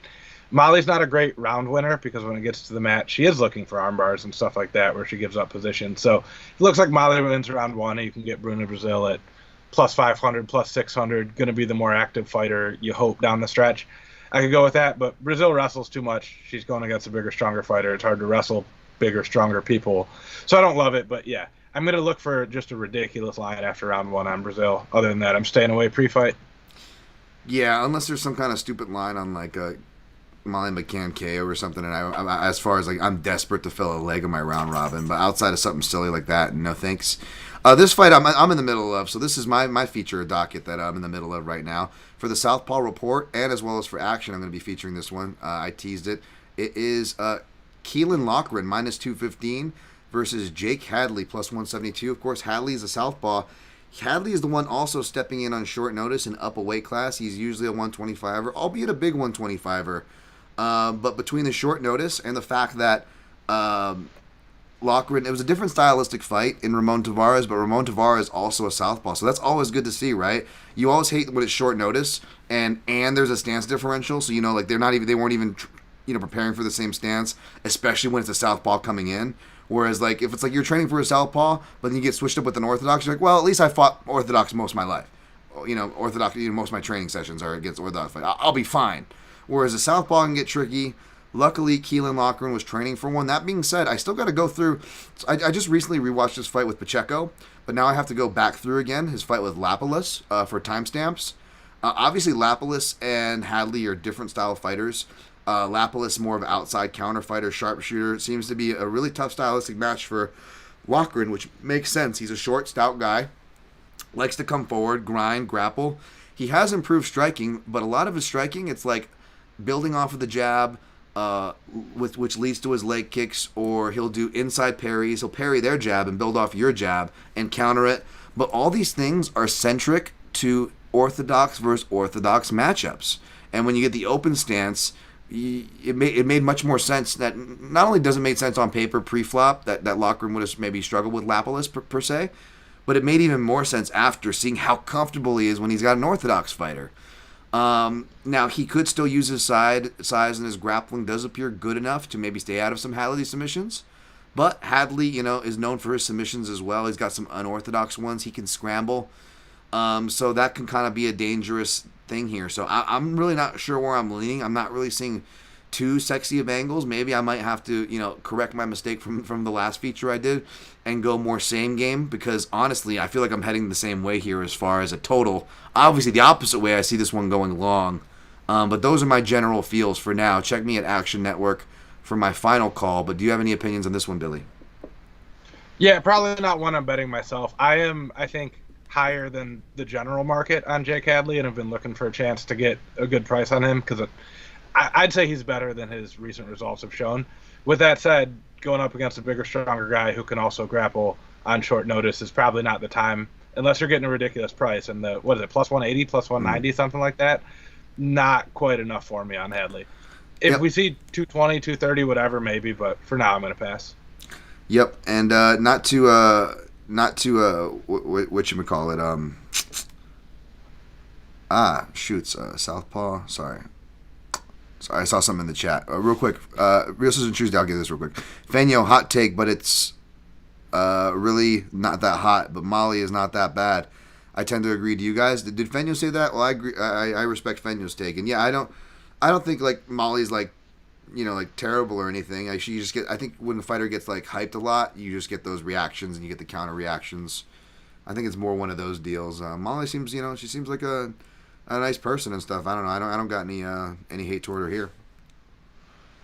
But yeah, just last thing on the Keelan Loughran versus Jake Hadley. Yeah, it's not a fight that I'm looking to get too involved in myself the more I break into it. And here's what I was going to say. Here's my worry for Loughran, but also what makes the matchup tricky, because even though Hadley does some cool like cross block and just some really good body work on the feet, these guys are known for their grappling, and not to stereotype, especially after I just highlighted with the top 10 English fighters, paying respect to that country, talking about catch wrestling history, talking about this breakdown of our high hopes for Aspinall's jiu-jitsu, right? At the same time, not to play into the stereotype, shout out to my guy Brad from the MMA Analysis, this is all something to watch out for. Even if they're, really hyped UK fighters who made their name not just on the UK scene, which is better than given credit for. They've got excellent organizations. Shout out to the Cage Warriors. All that's good and fine. But Billy, when they make their name as far as being a submission fighter from that, you tend to see, unless they're like some super standout, it doesn't really, pan out, whether it's Makwan Amirkhani, Chris Fishgold, right? Like a lot of these guys, right? These are like do or die submission guys who ran through the regionals in the UK and European scenes. But once they started hitting, North American, you get the mix with the Russia, the Brazil, not to play the stereotypes, right? But coincidentally, when they hit those markets, those guys tend to hit a wall unless they have other things in their game to go to. You feel me there? Yeah, definitely. And I joke around a little bit. I think I've said on podcasts in the past that nobody told British people about like folk style freestyle wrestling until 15, 20 years ago. Yeah. It's just not it's not a high school sport over there where there's a bunch of people that grow up doing it. Paul Craig is the best example of that, because if he can get you to the ground, you're in trouble. But his attempts to get fights to the ground are so hilariously bad for a guy who comes out screaming at you in Braveheart makeup. So, I think there's something to it where they're just as good as any other fighters on the ground. Getting it there, at least until recent years, has been not something you see them do very well. Absolutely. Last on my docket, I've not run through the tape on this one yet, but I will for the Southpaw report, because we got Modestas Bukauskas, minus 148, comeback on Southpaw, Bukake-Prachnio, neighborhood of plus 124. I honestly have zero opinions on this fight because I haven't looked into it yet. Do you have any opinions, sir? Not really. I think I actually did bet Bukauskas to win half a unit earlier in the week. Really just trying to get ahead of some line movement here, because the minus 150 felt like an outlier then. Not totally. I think he's got a little bit of a speed advantage over Prachnio, but it seems like the likeliest outcome here is kind of a plotting karate-style point fight, where Bukauskas just has a little bit of length, a little bit of power, a little bit younger, a little bit faster, but he's a little bit heavier odds, so it kind of evens out for the most part there. Yeah, I definitely sentiment with that as far as my initial feels for this. We'll see where I end up. Check me on Fight Day. Check me on Fluid Thoughts at Dan Tom MMA everywhere. It makes it easy. Artist formerly known as Twitter, YouTube, and of course Substack, where I posted some of those plays that you guys wouldn't have been surprised at because I already gave them out there before the show. Bannon-Alderaan plus 124, Preston Parsons minus 148. I believe this opened closer. I don't know if it's my bias that I kind of naturally carry from training with Parsons a little bit back in the day at Alliance when we were cross-training over there. Since then, he seems to really develop more of his striking game, though. Even then, as a teenager, he was going like slug for slug with Jeremy Stevens and was like an all-out fight, and just the practice is pretty goddamn insane.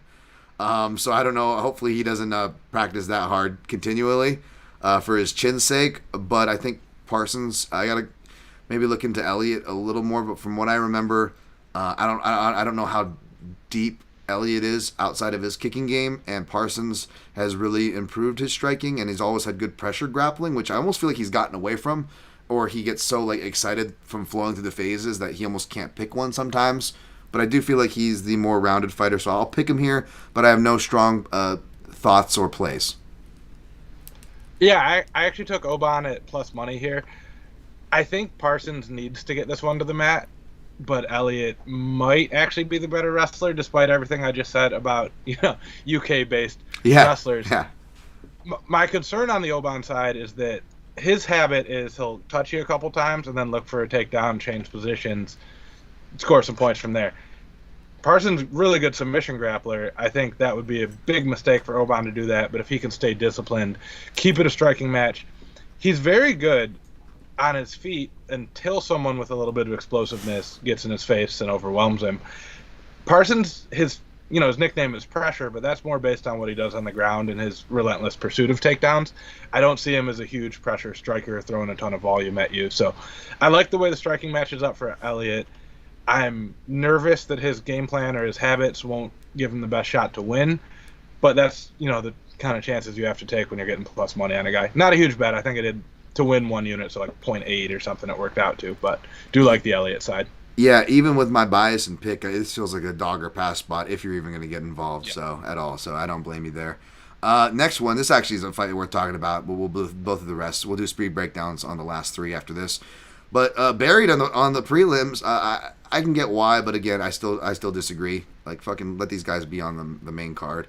Muhammad Mokaev, Mookie Mokaev. Sorry, I have to do my little who's that Pokemon voice. Minus 168. Come back on McNall-Kape plus 136. I'm a little surprised on this one. Did this line swing? I'm not sure, but you know what does it did swing. You know what else has felt like it swung in conjunction with the line, Billy, as I throw it to you. The feeling on Kape, I used to, make fun of, like, not quite the Shara bullet, but like people were like, getting too messy over this guy. Like, he was like the new Figueiredo. He was the new hotness in town. And now after, a little bit of the old Alex Perez luck, because, especially MMA gambling Twitter, they love kicking people while they're down, although Kape does bring some stuff on himself, let's be honest here. But yeah, I feel like the opinion has switched. Now I feel like people are hating on Kape. I don't know. I can't get a feel for it. Not that matters. It matters what the matchup is. And the matchup-wise, if we devoid hype and all these things, we look at stylistic matchups, I can understand, even though I'm not impressed with the Mokaev style, it's a very overwhelming one. And it's one that, even if it's not sexy, if you're going against a guy who is very dynamic, creative, opportunistic, and dangerous like Kape, like that's the Mokaev style is the one I want in my corner. What are your thoughts on this fight? All right, so I have a couple thoughts. I am on the Mokaev side. Mm-hmm. The line has continued to move since I bet that. I think I'd still take it where it's at now, but my first thought is a little bit conspiratorial here. But we've seen the fight go from main card to featured prelim to early prelim, right? Throughout this week. Mm-hmm. We've also seen a ton of money come in on one side. I don't know if somebody out there knows that something's wrong with McNall-Kape, that he's not handling the weight cut well, that he's sick, that something's going on. That's my little bit of, it's just been enough line movement and enough weirdness that it wouldn't surprise me if we find out later that there's an injury, something like that, and the UFC is worried the fight's not going to happen, hence moving it down. The other point, we think of Kape as the more established guy, right? And Mokaev is the prospect here because of what they did before the UFC, which is fair. Kape has not beaten a fighter with a winning record in the UFC. Go look it up. Some of that is because he beat them and brought their records back to 500.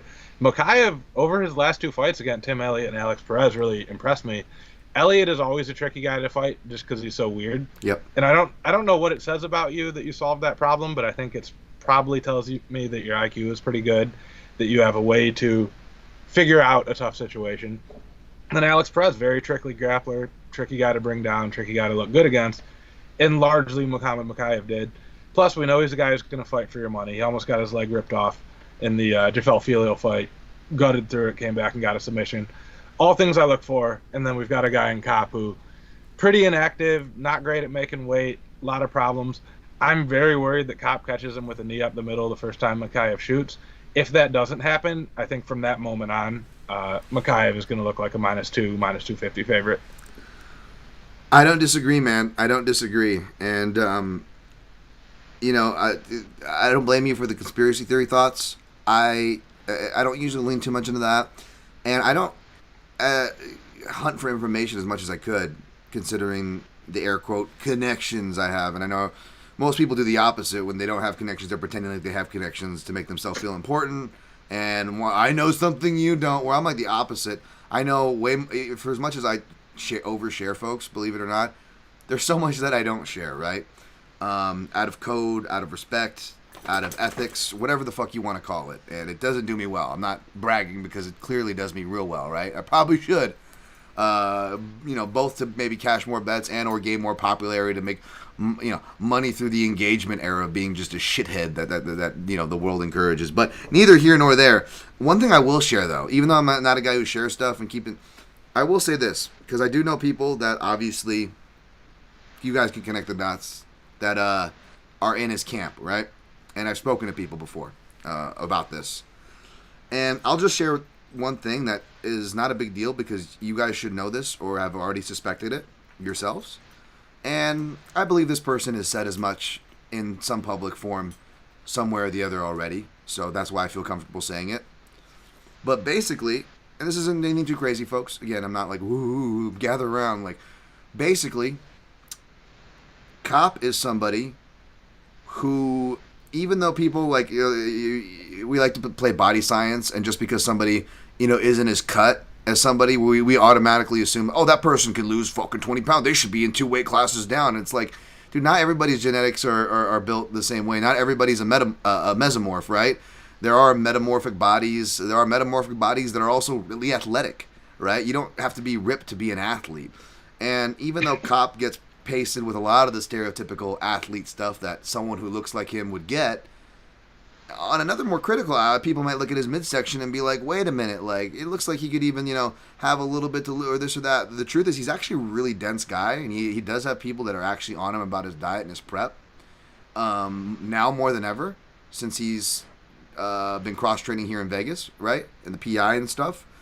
He actually is doing those things, but here's the thing, and this is what makes me scared to back him, is that even when those I's are being dotted and T's being crossed, he's one of those guys where you need everything to go right to make the weight, right? Like, he doesn't stand out like this, but he definitely was one of these guys, Jeremy Stevens at 145. Like, if you ever saw him making 145, like, you could just tell he missed it a lot because he was a guy where, like, dude, he was maxing out his body to make that weight. Like, you could tell he needed everything to go right, and even then, it wasn't a guarantee. And that is where Kape is operating, which is ironic because of the Figueiredo comparisons that I both gave him because of how people were reacting to him. And sure enough, this is another guy who, like Figueiredo, who I called years before, is destined for bantamweight. Is destined for bantamweight. So now you couple that with, granted, this is my bias, right, Billy? I like more process-based fighters, right? Even if they're not as sexy like a Mokaev, right?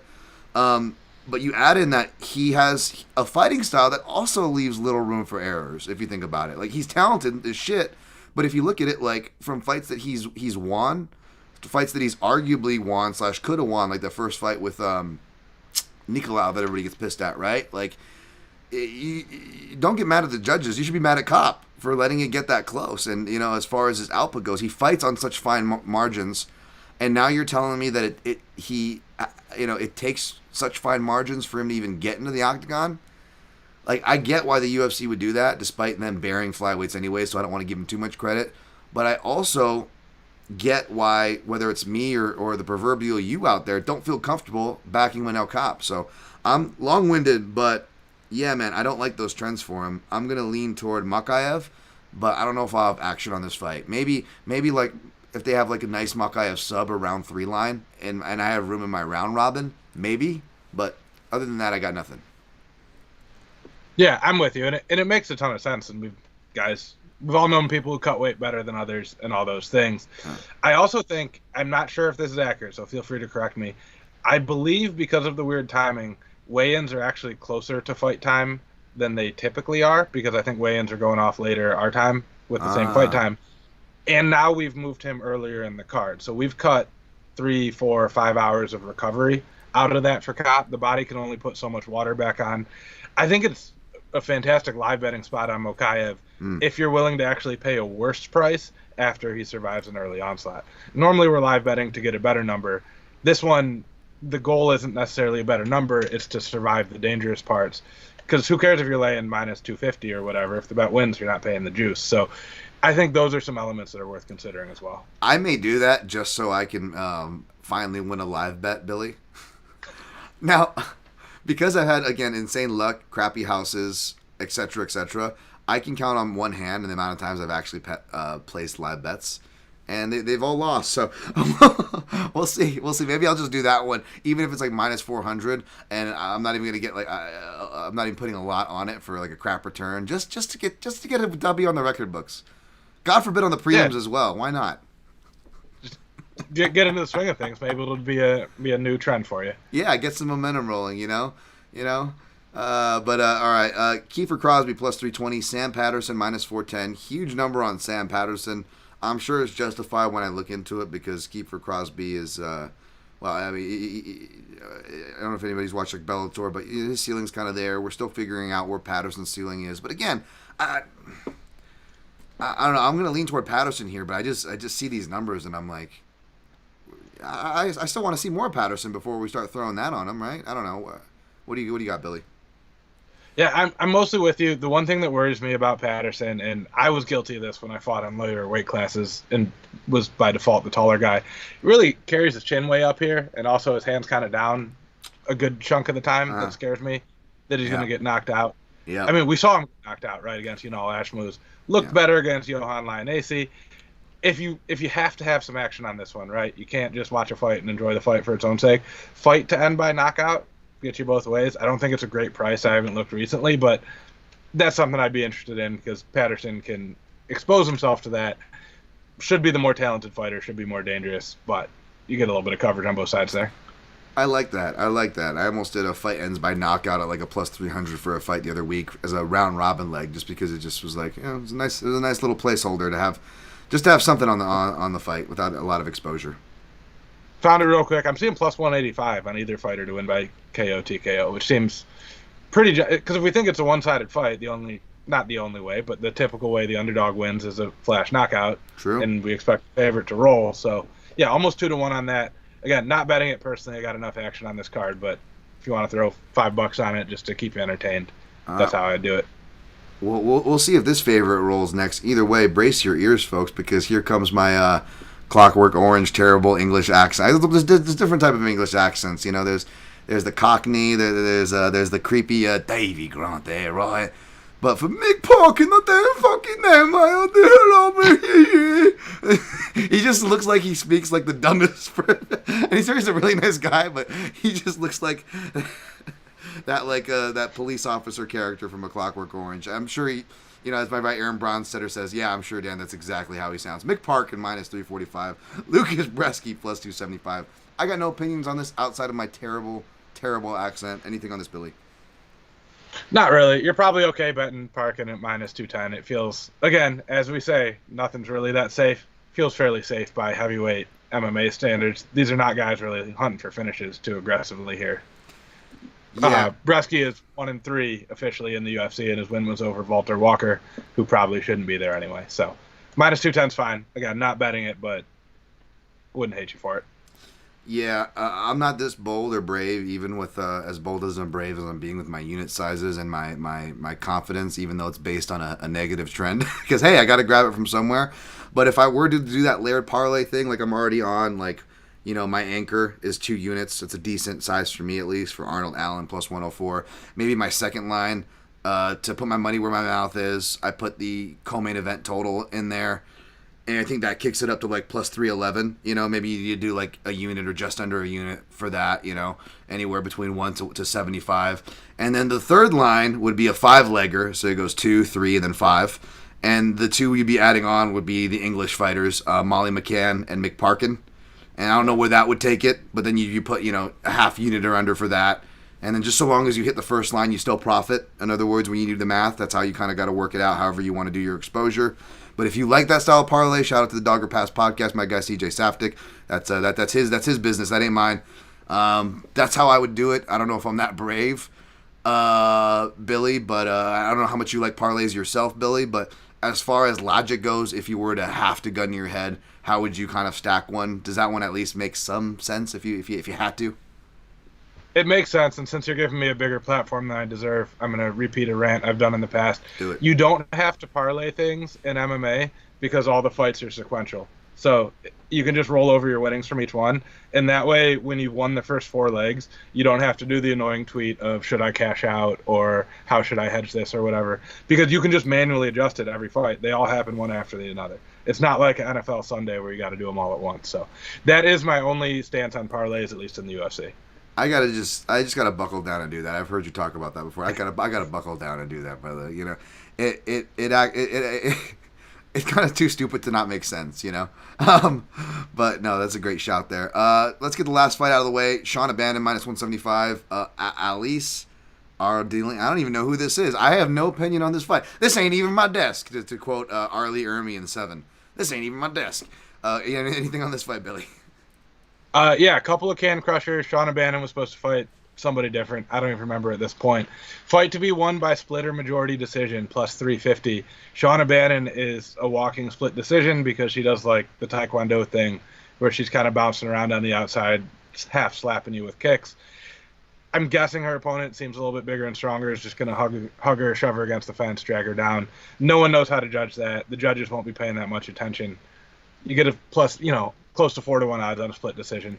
Going to be my prop squad pick, I think. Nice. Quarter unit, something like that. That's all I got for this one. See, I love doing those fights in my round robins. The fight will end in split. Unfortunately, my house, the only house that does have those options, conveniently leaves it off for the ladies' fights, Billy, which is great. Thank you, BetMGM.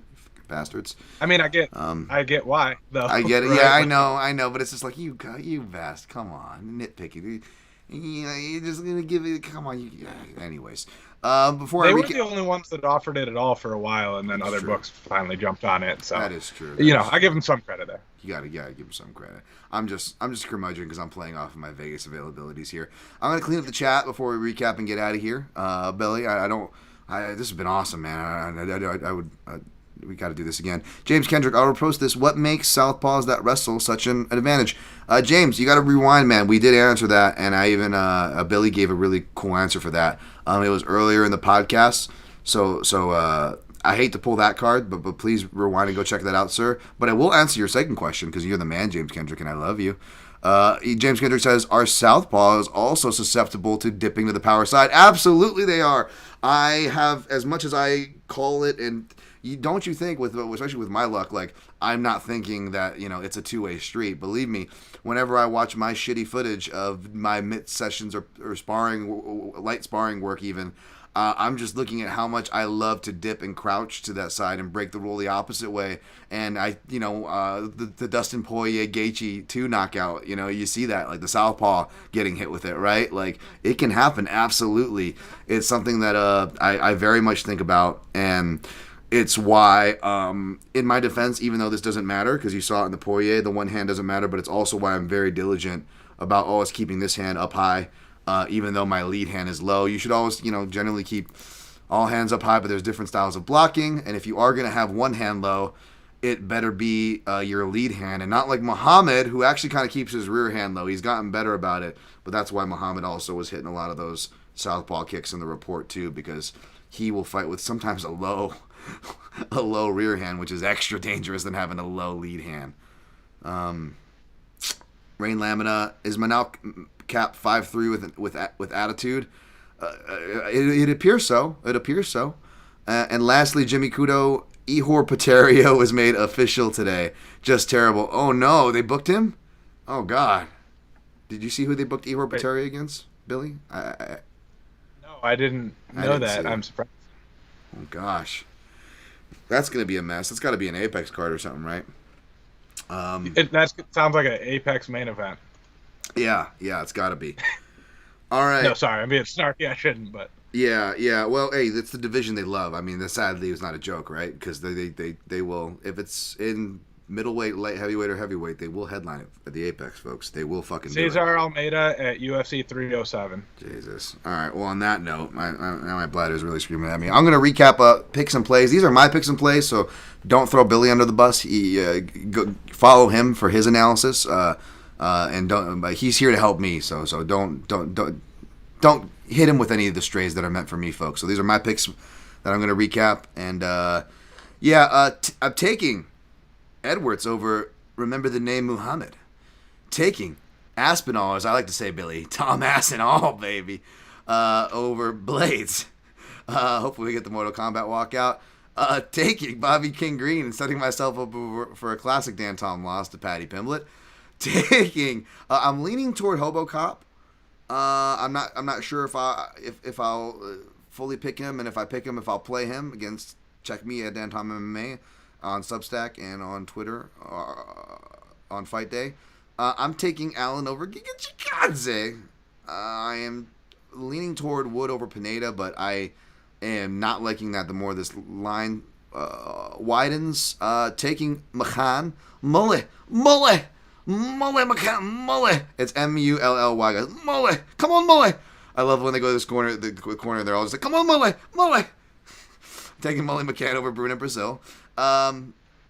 Leaning Keelan Loughran over Jake Hadley, but I feel like that's going to be a fight that I it's by breaking down betting angles that I might want no part of.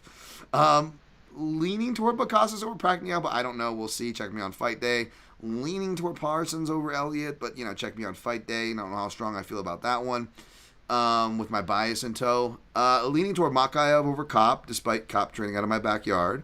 I probably will pick Mokaev and just stay away, to be honest. Leaning toward Patterson, obviously, over Crosbie. Probably end up picking McParkin over Brzeski.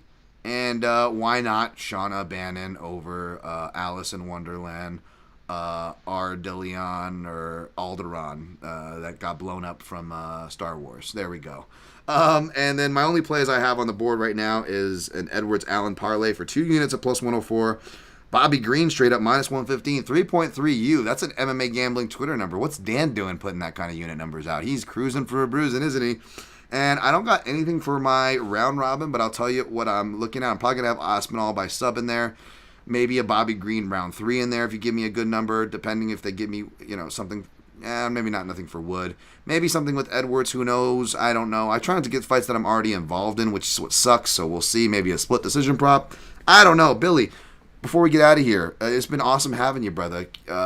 Any last words? Plug whatever the hell you want. It's been an absolute pleasure, my man.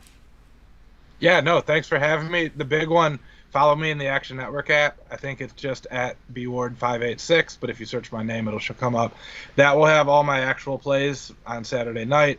Try to get live bets in there when I make them. Sometimes that's not feasible in the amount of time we have, but yeah, Action app, that's the way to go if you need to get all my plays.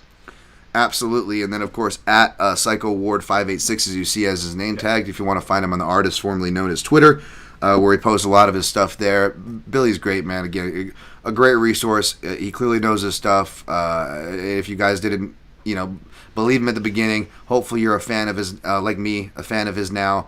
Go support him. Give him a follow. Thank you for supporting me. Hit the like, hit the shares. Again, you don't got to pay anything to support me, folks. In fact, the free ways are some of the best support you can show, right? Voting with your clicks is like voting with your dollars these days as well. And those are about the only ways you can really have control about, what you vote for maybe. But we'll see. Anyways, let's have some fun this weekend.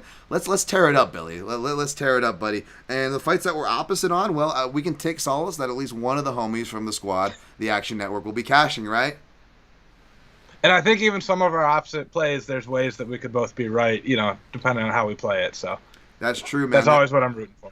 That's true, but that's why we got a great squad with different opinions. If someone misses something, it'll be covered by the other guy. Chances are. So thank you, Billy. Thank you all for joining me again. Hit the likes, hit the shares. Good luck on your picks and plays, and always protect your neck.